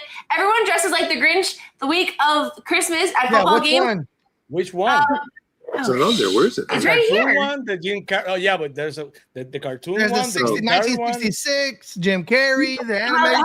Grinch Stole Christmas. Yeah, but which one? Which one? You can give her the overall Grinch, the Grinch. Yeah, the one Give her everybody knows. the The one trilogy. everybody thinks of. Trilogy? And then, I think of McDaniel's a Grinch. I think of Ross as a Grinch. I think of Bill Belichick, because there's so many Grinches. So I think the Grinch, everybody can relate to everybody as a Grinch, how the Grinch stole Christmas, because Ross and McDaniel, they stole Christmas from us, and they are the Grinches. I'm nervous here for Bobby now. I think Bobby's going to take my pick, but Bobby, you're up. I'm not gonna lie. The Grinch was my pick for sure. I Mine was too. praying on the Grinch coming back to me. That's why I was so confident in taking It's a Wonderful Life, because I was gonna get my dog in the Grinch. But there was an idiot in this draft, and somehow I'm sitting here 7-8 picks in, staring at the OG, arguably the goat of goat Christmas movies, the original Home Alone. Yes, no That doubt. was going to be my pick, 100%. That's a good pick. Can't believe it slid that far. I got two now. All right. Oof. Yeah, I really wanted that to fall my way. But what I'm going to do The Grinch hurt. I'm gonna stick with my theme right now for my second rounder, and I'm gonna go with yet another movie that is an allegory to yet another Christmas movie. And I'm going to go with one of the funniest movies, dark movie in the holiday time, but really with a wholesome message. One of the funniest actors of all time, Rouged. Yeah. Damn it. That was on my list. That's a good pick, Jason. Bill Great Murray, pick, actually. Carol Kane. Basically, it's a Christmas Carol allegory. So that's my second round. Now to start off the third rounder, this is tough. This is actually hard. We're running out of Bad options. Boy Returns a Christmas movie, guys? Is Bad Boy Yes, Returns? yes. This is tough I'm right just now. asking that in the chat there. Ooh. Oh, there are some bangers left. If you There are really, some good ones. Oh, my pick here. I got the prop ready to go, Sonny. somebody's got to go there. All right. I'm gonna honor one of our dudes from our post game show who is going to be working out and pumping iron with the star of this next movie. Jingle all the way. Sonny, I told you not to mess my next prop up, bro. Jingle all the way. The GOAT, Arnold Schwarzenegger, going to be working out with Frank the Tank. That's an homage to Frank the Tank. This board is not falling for me. And by the way, how do I manage in a Christmas themed draft to have two of the greatest action stars of all time in Arnold Schwarzenegger and Bruce Willis? Who's going up against my team in the winter? Nobody. Wow. Not gonna lie, that definitely would have been on one of my selections. Yeah, I was going there. That's a I have classic. 2/3 of the owners of Planet Hollywood, folks. Oof. Man, Ash steals mine, and then how are the odds that I have the two props ready and they get took right before me? But anyways, good pick, Sonny. Who's next? Is it Bobby, me? you're up. Oh. Yeah, I'm trying to figure out because the thing is, Put the cookie down. here's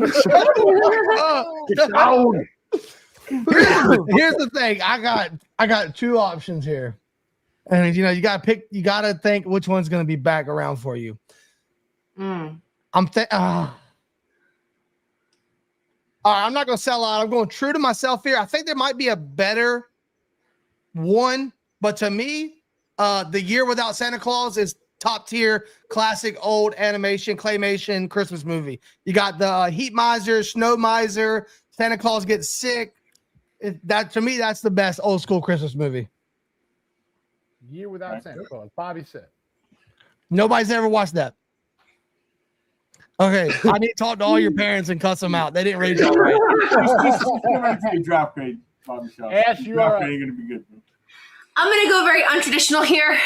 I'm going to go The Muppets Christmas Carol because of two reasons. That's a good Number one. one, Hollywood Studios at Disney World eliminated Muppets. It is no longer there. They were moving them to now Rock and Roller Coaster. So they took Muppet Land and they're eliminated. And Muppets, everyone can relate to a character, right? I got Kermit here. I could be a Miss Piggy. So I can definitely, I think the Muppets just because, don't call me Miss Piggy, but I'm just saying, I feel like everybody you can relate to a character and it's just an all around great, fun movie. All right. Also, shout out to Spirit Fingers. She knows good music. Like dude, Soup, Cold Day, In the Dead with Your Mom as a kid. It doesn't get any better. That's the classic. Now y'all better go watch it. George is up. Okay. All right, so I'm down to two here. I mean, somebody brought up one in the chat that's pretty good. All right, so what's left? Wait. Put the cookie down now. No. Put the vodka down now, George. McCarty. Yeah, I won't grab that. All right, I'm gonna go here. I can wait for this one because I don't think anybody's gonna take this one. But That's I'm not a gonna good sign, George.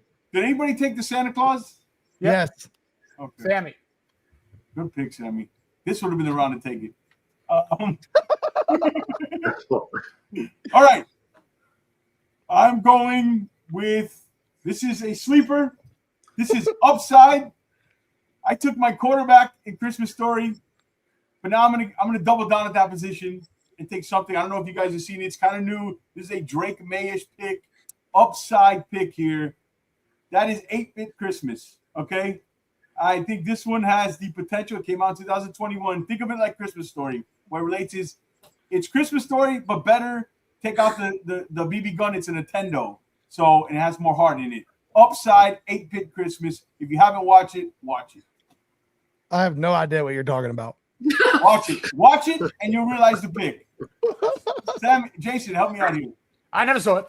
Okay. Oh, not the movie guy. I'm sorry, I never saw that one. I guarantee you, Ash. I know Ash will watch it. Ash, watch 8-Bit Christmas. Come back and you publicly tweet out your review. I'm writing it in my notes now. Publicly tweet out. Or DM me, whatever. Anybody in the chat? Any love for 8-Bit Christmas here? Anybody? Anybody? Who's Sammy, coming with me? Sammy, pretend like you're my friend. You went with the D2, D3 offensive lineman. He could be great, but no one knows. No one knows. Don't go to the Puerto Rican guy. Where did Josh Allen play? Where did Josh Allen play, Jason? Wyoming. I went to Wyoming and found my guy. There you go. There you go. Oh, there's some classics still out there. He's got to dig. You got to dig in those draft books for sure. Sammy, right, you're up, sir. I'm gonna go with Gremlins. That's You go Is that a Christmas? Gremlins? Jason, is Gremlins a Christmas movie? this is a shout out to Dougly Do Wrong. Yeah, Our guy Dougly Do Wrong. That was all And we're gonna need to get this back. With an open mind, yes, it is a Christmas movie because I'm not gonna fade whether a movie is a Christmas movie or not because it was a gift of Gizmo given on Christmas. And it was during the Christmas holiday that these gremlins ran amok on the house. Dougly does like to say that Die Hard could have been any other day of the year. I respectfully disagree. But in the Gremlins, if it's a Christmas gift, could have been a birthday gift. 365 days in the year. But I'm not fading the man. Gremlins, call it a Christmas movie. I'm okay with that. It's a good pick, Sammy. Good pick, Sammy. You're having a solid draft. Sammy's got a really good draft. A lot of heart. I'm gonna screw it on the next one. But No, I'm saying he's got a good draft. No, I wasn't being funny. He's got a good draft. Lou, you got two. So I didn't think Gremlins was a Christmas movie, but that was going to be my pick because it goes with my theme. But I still have my game plan in place here. I'm going to stick with what I did before, wholesome and then crazy. So I'm going first with a Charlie Brown Christmas. Cute. Nice, cute, and easy. And then I'm going to switch it up and go The Nightmare Before Christmas, baby. Wow. Very good. Killing it. Hey, Charlie Brown Christmas, an absolute steal. Steal in this Very round. good. This is very true. Steal. I'm up, right? So that could have been my pick. I was debating if I'm gonna, now I had to reach, but I have a soft side, and I'm gonna go back to back in this pick and my next pick with. Actually, movies I like soft. I'm gonna go with Love Actually. Actually is one of my favorite movies. I love Love Actually. It's one of my favorite movies. I don't care if it's too very for you guys, especially TSG. I don't care. No, I like it. I love it. Oh, that's a classic. Strong cast. I like it. That was going to be my next pick. Oh. Okay. So do I have to stick to this list or can I get one? No, it's this list. You can go off the list. You can go off the list. Oh, I ain't looked at that list one time. I have a really good one. Wait, George is on the pick now. It's George. Oh, sorry. Sorry. Right. Sorry. Oh, let's want to trade. Anybody take Fred Claus? No. Fred Claus? Nice. Fred Claus. Is the ticket in? Vince Vaughn classic. Tickets in. When this round is done, please, when this round is done, please. When this round is done, please read the pick so far so you can reboot and think where we are. Yeah. I really have to. I'll announce them all, George. If you can sort them out, but we'll figure it out. Yeah, we'll figure it out. Ash, now you're up. Okay, so this movie is not on the list. It destroys my heart because all my other picks have been like The Grinch and The Muppets and funny movies, right? This movie is very underrated. It's actually a song as well. Christmas Shoes, where the boy has a terminally ill mom and all he wants to do is get her those Christmas shoes for Christmas. And it really brings you back to the spirit and what Christmas is about, giving and family. So Christmas Shoes, and all those, who have somebody in heaven, that is a movie where if you want to cry this week, you watch it. But Christmas Shoes is an excellent, excellent, beautiful Christmas movie to really remind you of the reason for the season. Very nicely put. Nice. Well done. Thank you. Not gonna You can lie. say a bad thing about that pick. Yeah, Ash is the MVP of the show tonight. But We might have to add another What round. a to this. suck up, George. What a suck up. Come on. no, it's true. That's a suck up. We might have to add another round to this draft because it's just like there's too many out there. I need. Bob, you know what we can do? We can do undrafteds. We can do We UDFAs. can do- yeah. Jason, what round are we on? I need a practice The squad. last 2 picks. This Bobby is our and last. myself. All right, Last we'll bit, do, yeah. And then everyone could have one undrafted. we'll do one more. We'll do one more round after One this. more, That's it. one more. Yeah, one more round for your UDFA. Okay, I'm gonna finish it up with Polar Express. Oh, Damn, really I was good. going there That's only too. the other day. I Really thought it good was one. very good. Good move, Christmas Eve move. Very That good. was on the list. That was one of my That next was two. good pick. But Finally got one, Bobby. You finally got one. I'm gonna wrap. I got mine Home Alone, you idiot. up. I'm gonna wrap my overall draft build up perfectly. I think this is a perfect wrap up. In the first and the third rounds, I went with the action stars in the Christmas movies, with Die Hard, with Bruce Willis and Arnold Schwarzenegger's Jingle All the Way. Jingle All the Way with solid. I did Solid. Scrooged in that second round, but what Scrooged is actually a new version of A Christmas Carol. So I'm going to wrap that up perfectly with A Christmas Carol. If anyone wants to know which one, we'll call it the Jim Carrey version of A Christmas Carol with him being Ebenezer Scrooge. But I used to love all those Disney cartoon versions of A Christmas Carol, you know, with Scrooge McDuck, you know, and all that fun stuff growing up. So A Christmas Carol is my last pick. Nice. Pretty damn good. Pretty damn good. Should I read off each 5 team? Each 5 rounds, each 4-person team? Are we doing one more? This is the last round, right? Well, you know what you want to do? All right, so Who's next? why don't we do this? Why don't we go back to The original the second round? So we'll do Lou, Sammy, George, Ash, Bobby, myself for that Right. last pick each. All right, Lou. Yeah. So I'm up twice again? No, one one more Once, pick. One we're more. all One got more, one pick. one more. Okay, Because sorry. you're undrafted free agent. Let's do I'm gonna go with Jack Frost. That was a good one. Yeah, that was good. I was looking that Michael Keaton, Kelly. I was going there. Very Who's nice. next? Now we got Sammy? Sammy. I'm gonna go. This is undrafted or this is the last round? Which one is it? This is the last round. This is the last round. The last rounds. Okay. So I'm gonna go with the holiday. Kate Winslet, Cameron Diaz, Jack There you Black. go. Too good. George, you're up. All right, I think I'm going to take a page out of Who Took Love. Actually, forgot Me. I'm going to go out of your page. I'm going Last Christmas. I don't know. Have you guys seen that? Stoppy movie, but it's a good story. I like it. Ash, you seen Last Christmas? No. All right, Ash, you got two homework assignments. No, Ain't nobody fucking with George's draft. Last Christmas because they're newer. I went upside here. You know, Yeah. we have an aging quarterback at 27, so I wanted to go fresh. I wanted to change the vibe around here. Dude, Christmas is about tradition. You can't be bringing new people into the mix. Ash is back up. Ash is up. Yeah. This one, classic movie. Our favorite reindeer, Rudolph the Red-Nosed Reindeer. That's a good one. Oh, that's a great one. Rudolph's the best. Rudolph is a top 5 movie on IMDb. That's a top 5 movie. It just He's no the one best. wanted to pick it for whatever reason. I saved him for my last. All right, it's my turn. I might just have to throw something crazy out there and see if y'all buy it. All right, I'm gonna pull a Sarnie here. Let me scroll real quick. Let me make sure there's nothing else like I really won't. You know what? It doesn't even matter because I like this movie a lot, and it's very controversial as far as is this or is it not a Christmas movie? I know where you're going with this. But it is a Christmas movie, so I'm going with Edward Scissorhands. Oh, Jesus. wow. Okay. Wow. You went with the big upside. The guys are red flags, character issues, but you went with it. I like it. I like That's upside. I'll give You know you me. that. I'll give you that.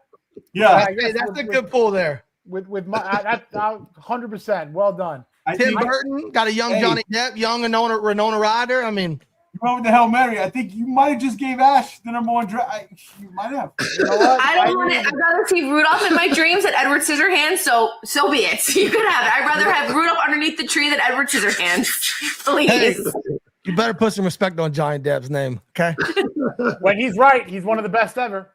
Rudolph just has a red nose. This isn't because we're now discussing who has the best draft, but this is funny. I was watching a podcast the other day, actually, and someone made a good point.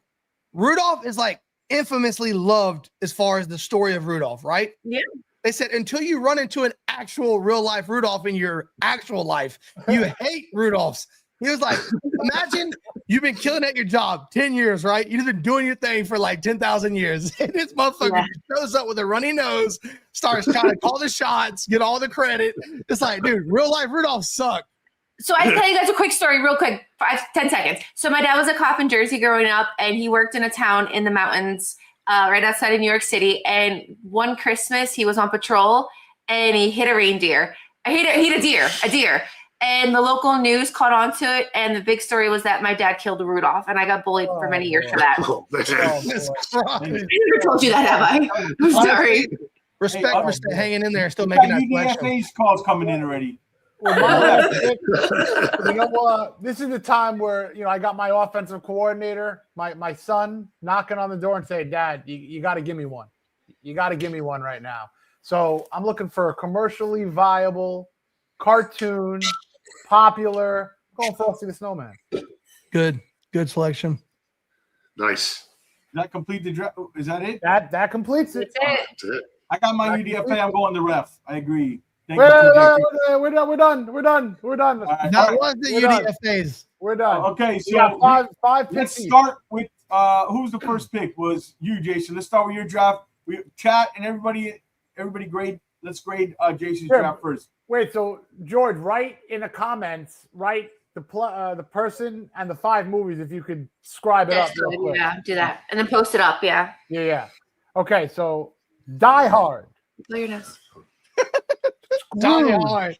Jason putting me to work. Here. Jingle All the Way. A Christmas Carol. And Frosty the Snowman.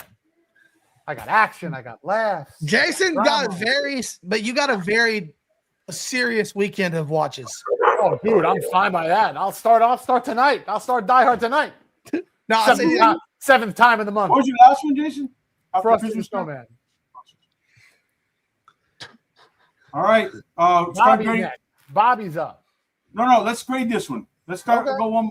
Okay. Let's go one by one. Sammy, you're for what's it? Your grade for Jason's draft. who? Oh, I did you write it?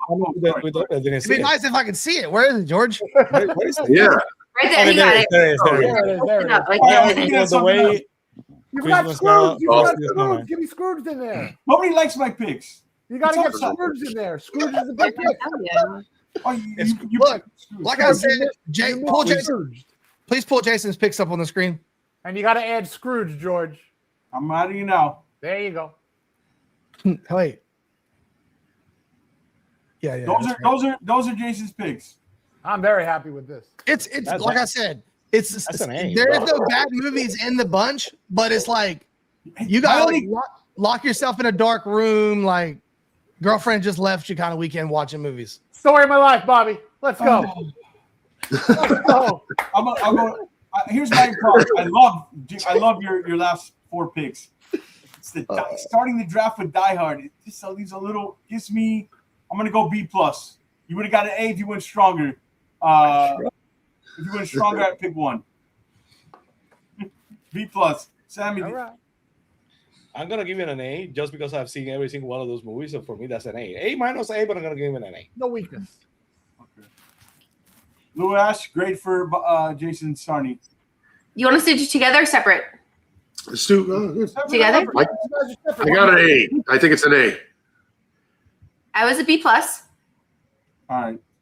Yeah, I didn't put a grade on it, but B plus as well. There's no bad movie in the bunch. It's just not really my thing. Right, so let's go with Bobby's next. Bobby, we have It's a Wonderful Life, Classic. Home Alone, Yeah, Oh, the OG, the real one. jeez. Year Without Santa Claus, Which y'all all will watch tonight and realize it's a classic. Polar Express, Classic. and Classic. Edward Scissorhands. Going a little controversial, Man, that's but acceptable. But Come acceptable. on, bro. wow. I say A- because the Edward Scissorhand things is not who I want to think about when I think about Christmas, but A-. Fair. I'm gonna give it a B plus. Way to stick with your woman. Smart move, Lou. We never agree. It's Those are okay. Bobby's picks. Wonderful Life, Home Alone. You know what I'm saying? B-. I don't see I don't see. You don't see a superstar? You literally left me the superstar picking the dumbass. No. Hey, I took the quarterback behind him. That was actually better. That's what I took. Jesus Christ. You're not gonna give me a drop punt, Bobby. We can be here all So day. you're saying you went Kirk Cousins to his Yeah, RG3? he went RG3. I went Cousins. Dude, you never go over the OG. This isn't freaking Simple Man, Leonard Skinner, Shinedown situation. You never go over the OG. Never. I will give Bobby a B plus. I like the movies. The plus is because he stole Home Alone. Oh, the one George left. Yeah. What I wanted him to pick away. But that was a great pick. B plus. Julian. I know who that is. So all right. now we have Ash now with her 5. Ready? Okay, yeah. Strong start with the Christmas Vacation. Yes. Strong follow-up with How the Grinch Stole Christmas. Yes. Whoa. That's Funny bangers. follow-up with Muppets Christmas Carol. That's a classic. And then went a little D2, D3. Nothing wrong with it with the Christmas shoes. I'm all for that. And then Rudolph the Red-Nosed Reindeer from a Blue Blood school. Which was a top 5 guy. No one just wanted to say Rudolph the Red-Nosed Reindeer, I guess. It was, you know what it was? It was the physical combine attributes. You know, It was old the dad pride, story, yeah, he was hitting like, the deer. You know, I maybe come he's all from the parcel error. Yeah. nicked up, but stole Rudolph. Good pick, Ash. Yes. Thank you. All right, I'm putting it up now. But anybody want to? I'm gonna give it an A. I'm gonna give it a solid A. Yeah, I think she absolutely. Yeah, I give it a solid A. I think she absolutely crushed it. The shoe movie, while sentimental and I can appreciate the story, I'm never going to watch it. I don't have any interest in watching that. Don't cry. but- It's terrible. You took the Grinch 1 pick before me. You took Rudolph 1 pick before me. So yeah, we align a lot, and it was a strong draft. Strong A. What was your shoe movie? What was the name of that movie? Christmas shoes. The Christmas shoe. Okay. I will say though, like the movie that no one else has seen is normally a classic, just not everybody sees it. So I'm All sure right, it's so great. Sammy, what do you give her? I'm gonna give it an A just because I've never seen the Christmas shoe. If that's basically probably the best of the bunch right now. I'm But because I've never seen the Christmas shoe, I'm gonna give it a solid A. Yeah, if you would have just got a known name in the middle, you would have got an A plus. She gets an A. I mean, she went strong in every round. I mean, there is not like she went with guys who were either at that draft ranking or above. She didn't take anybody that blew strong A for Ash. And I think I went with a Christmas shoe because my mom is sick. So not to string at your A plus. not to pull your hearts, but my mom is Actually, sick. you're already wins. Chill. I know, but I think that's where I emotionally. No, let me say it. I think I emotionally got there because that's kind of where my head is right now. So just saying, and those who have moms in heaven or Okay, Ash, yeah, A plus up. A plus, Ash. A plus, no doubt. I'd like to change my grade. Now we come to George. With Home Alone 2. Home Alone 2 as his first round pick. Chad, take it easy on me. We got A Christmas Story. Solid pick. Definitely solid pick. Overrated. We got 8-Bit Christmas, which was the Josh Allen, Wyoming pick. And then we got Fred Claus. And then Last Christmas. He ended strong. Hey, wait a minute. This draft looks better on paper. Toilet paper. It sounded better than I thought it was, but it's still. Yeah, I thought it was Bobby bad. What was the last one I picked? I don't remember. Oh, Last Christmas. Last Christmas. Looks better on toilet All paper. right. What was the grade you gave, Bobby? I didn't grade it yet, but I'm definitely thinking like B-. I mean, I'm not watching this in a weekend. You're watching. You better call me and tell me you watch 8-Bit Christmas, Bobby. All right. I seen that when I was doing my research. It's just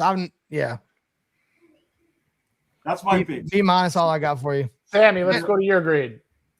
I got A. Who gave? It's a Christmas team, holiday team. I cannot give him a C, so I'm gonna give it a B-. Thank you.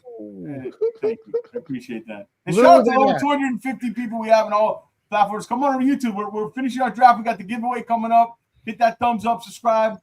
Rate my draft the best. I know it was the best, but I didn't know it was. I even know it wasn't. All right. Yours better than mine, George. Yours better than mine. No. So Lou then Ash with the grade for how's George. my draft? Wait for George. I like it. I'm going to say A-. Woo! That's my A-. boy. That's my boy right there. How much is he paying you to be a part That's of the this? homie right there. Lou's the homie. He wants to be batted back. You Yeah, have to do that. Holy shit, A- for Hey, that. I told you, sleeper. When you look back at You the know, draft, be like a C with my list. I'm not even trying to be funny, but yeah, you're saying that it's just one notch below Ashley's list? That's crazy. Hold on. Never gives me the credit I deserve. Trust me. If you could give me a C right now, I probably would. Hey, man, Wait, come on. For the record, Lou, George already thinks you're a great guy. You don't need to do that. So you can Hold on. I didn't know that George had groupies. Typical Lou fashion, It's guys. called friendships. It's called friendships. I thought you were one of mine, Bobby. Okay, what happened here? You're supposed to do what Lou's doing. All right, so here's the thing. I'm a realist. Here's the thing. Ash, When you you give the look grade? back- I give him a B. Nice Okay. B. All right, wait, Jason. You know what they say? You can't judge a draft about 3 years. When you look back, this could be the draft where people say, "Wow, it wasn't the first draft." People are being nice to George on his show right now. This is crazy.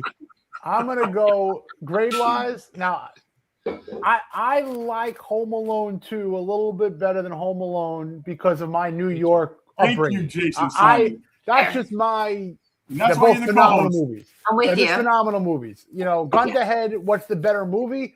Home Alone is probably the better movie. I enjoy watching Home Alone 2 over Home Alone. So I'm giving you because you get to see things you know. correct. And you know, nothing like New York City in Christmas time. Yes, So I'm gonna give you a B 100%.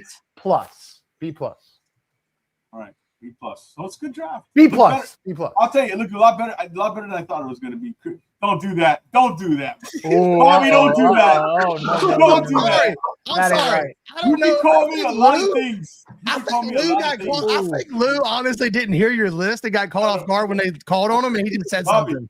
You can call me a lot of things. Do not call me. There's a lot. That's one of the most offensive words you can associate Oh, my no. name. You're right. My bad. Bah Dennis. humbug. That was a bah Hey, humbug, Bob. That You're was a right. bah That was humbug. low. Hey. That was low. My bad, Dennis Hickey. Oh. Oh no. Oh no. Dude, George. Don't worry, Randy Mueller. You got a Randy Mueller Dude, type draft, bro. George Go. went like Charles Clay in the third round. It is insane. Hey, nice All right. We got Sammy now. Sammy had a strong So draft. Sammy is who we need to be talking about. Yeah. Sammy had a Sammy had a underrated strong draft. He went with the laughs, and I liked it. And then he brought it on home with a little bit of heart. And he has some Elf. romance in there. He went Elf. Hey, I had romance in there, Bobby. I had He romance. went a Santa Claus. So there's Yeah, Elf between you and Lou. Santa Claus. Then he went Gremlins. Mm. Then he went Love Actually, and then The Holiday. Woo! Dude, Love Really Actually strong. is actually such a banger. Like, That's a strong draft. I'm And gonna the give him a cast? grade right. I'm gonna give him an A minus. I'm gonna give him an A minus. I'll give him. Oh, I got to put it in the chat. Say it again. Elf. Let me read it again to you. Yeah. Elf, the Santa Claus, the Santa Gremlins. Claus. Yep, the Santa Claus. Gremlins, Love Actually, and The Holiday. Okay, so who's grading first? I gave him an A minus. Strong draft, Sammy. Very strong. I'll go with an A. I like it. Ash, what do you got? I'd say B plus. I haven't seen the Gremlins, admittingly. I will Whoa. admittingly say it. I have not seen it. Man, that's 4 movies You you're were gonna not watch. Right? born. You were not born. So. My brother was born, Lou.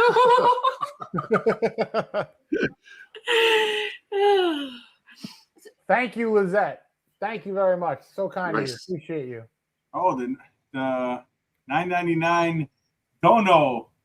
Thank you so much. We appreciate it for the holiday special. We appreciate it. I love. Again, it doesn't. We accept super chats. I don't ask for much. We accept them. It doesn't go in my pocket. It goes to pay for the show. Believe me. We thank you so much for the super chat.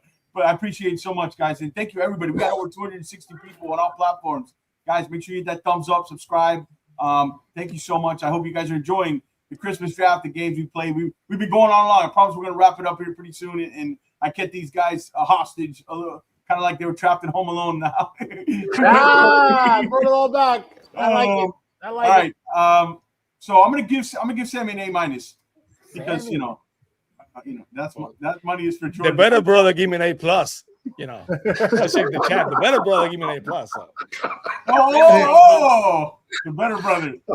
Bobby, The better man. brother. Okay, that's my real brother. You know him, Lou, and Ash. Bobby's the Grinch. Bobby, did you give a grade for Sammy yet? Not yet. I think Sammy's a strong A-. Sammy's got A's, man. I think he's leading the charge. Again, 3 to 5 years from now, we look back. George is still fighting. Did everybody grade Sammy's? Strong, solid. A-. Good job, Sammy.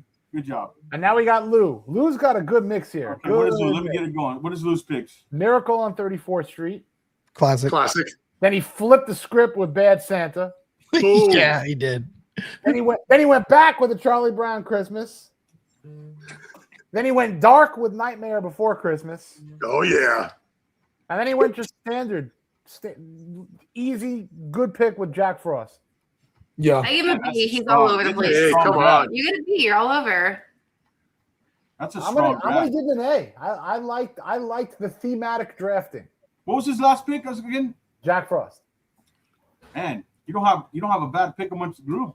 Yeah, man. Dude, your brother hasn't caught on yet. He keeps mentioning Batman Returns and no one's going with him. Give it up, dude. You see, It didn't make the now, list. if I may interject, I don't mean to fade the movies, Yeah, Jay. but Batman Return could be a very nice movie people like to watch around holiday season.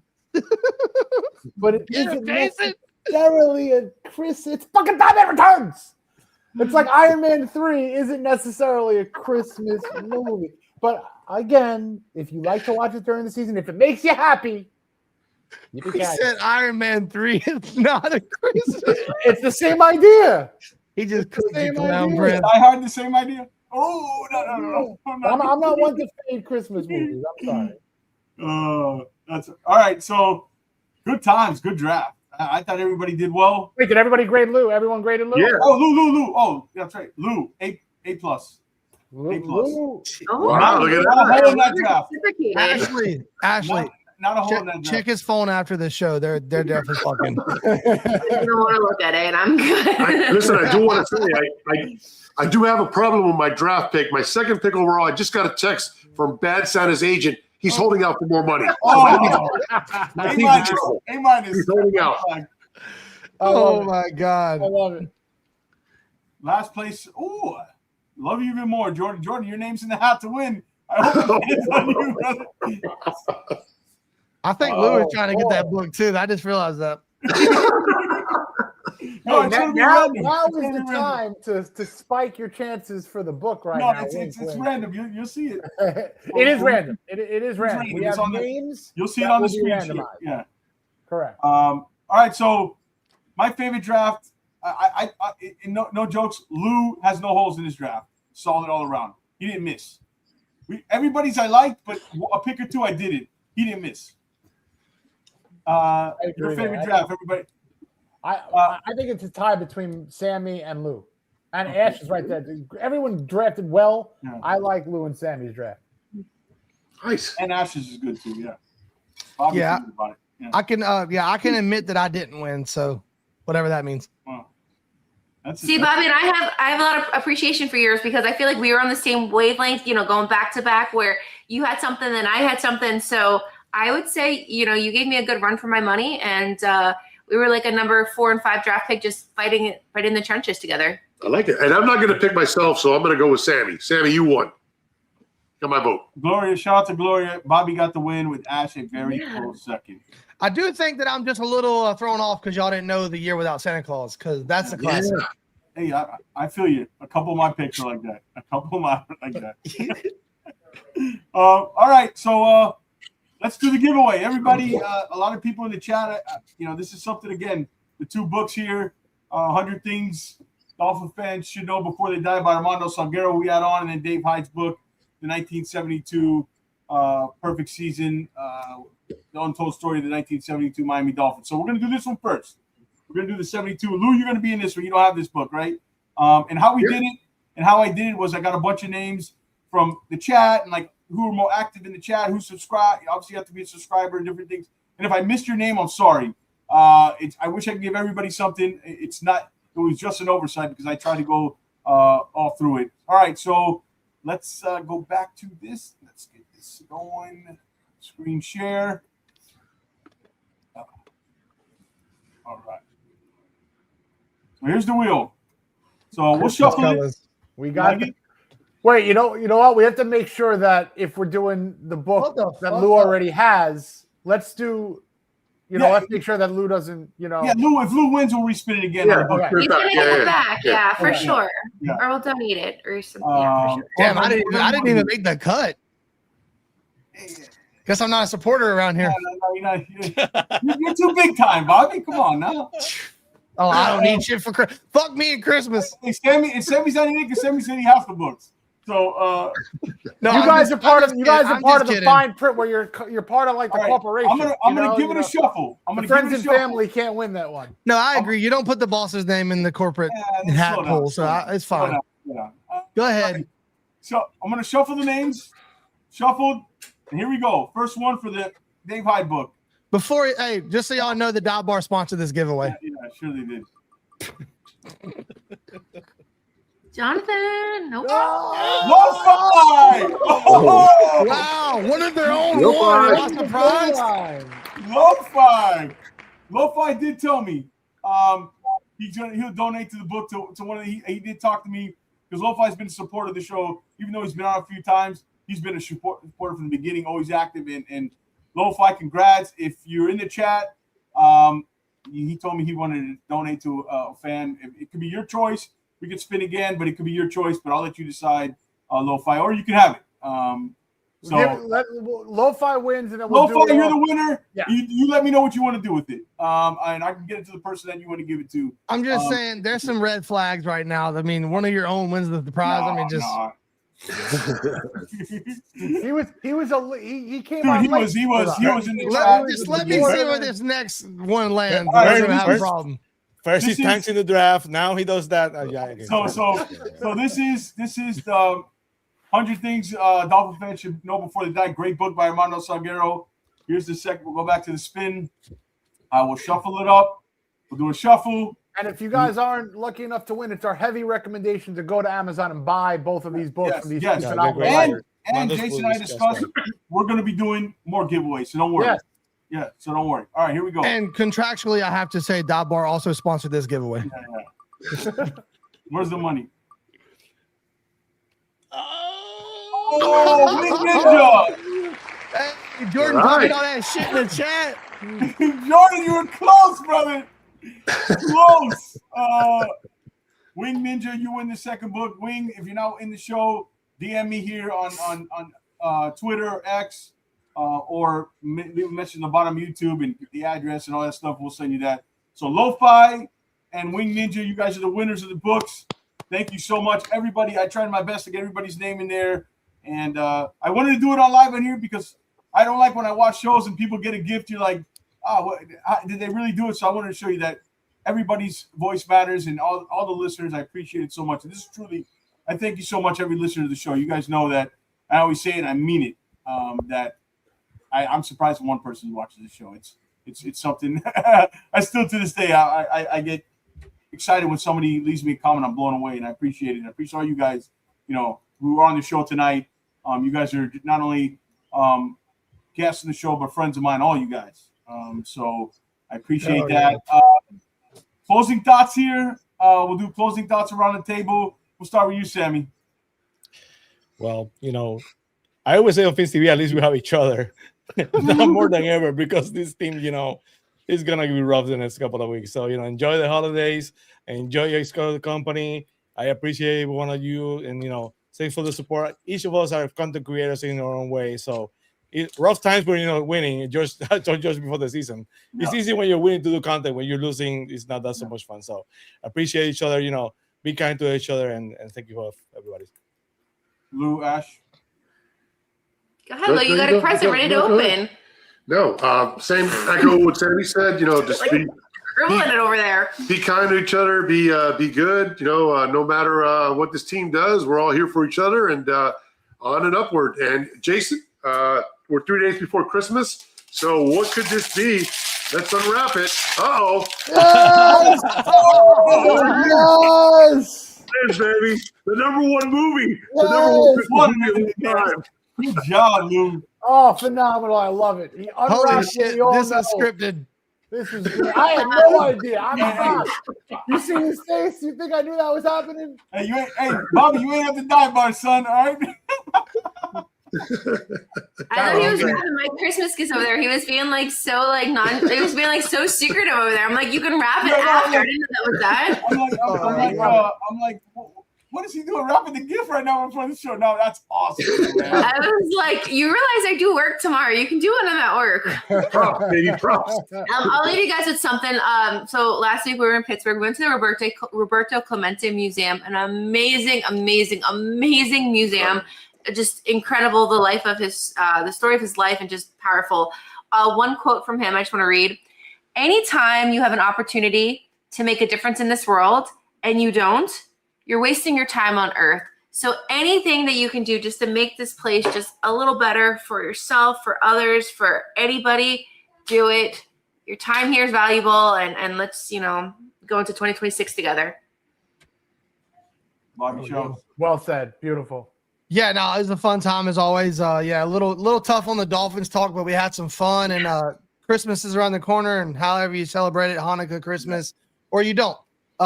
I hope you have a great time with family and you're surrounded by the people you love nonetheless. So appreciate that. And then, this was a good warm up for me because we got the same draft tomorrow night on the dive bar. So it was fun, y'all. All right. You guys doing dive bar? You doing your little Exodus draft? We got to check that out. All right, Jason. Well, first and foremost, thank you to everyone that watches us. Thank you for watching this show, our post game, Saturdays, everything. Really, this type of a show is what this community, to me, when I jumped in 5-6 years ago, whenever it was, what this is all about. It's collaboration. You got 4 or 5 different channels here, all trying to not compete, but share the views. But we're all doing this as a community, inclusion, season of giving, season of inclusion. So thank you guys all for joining us, and good luck, obviously, with everything that you guys are all doing. Continue to crush it on your shows. George, my dude, you are the man. All right. I love you, brother. You put on a hell of a show. You do excellent work. And thank you for bringing me on your vision. It really has been a pleasure.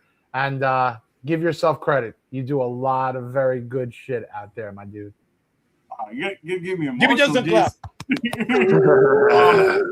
Yeah, I just want to say this. I started this with a vision, a laptop, and kind of something I always wanted to do. And I didn't know how it was going to turn out. I still don't know how it's going to turn out. But shows like this make me realize what the important thing that I did it for is the friends I made and all you guys and more in the community. It's gave me a friendship group that I didn't have before. And I appreciate that. And Jason, likewise, brother, you took a chance on me. You brought a lot of credibility to this show. You've helped this show go to another level. Let's keep fucking killing it. Let's keep going to another level, brother. Let's get to the top.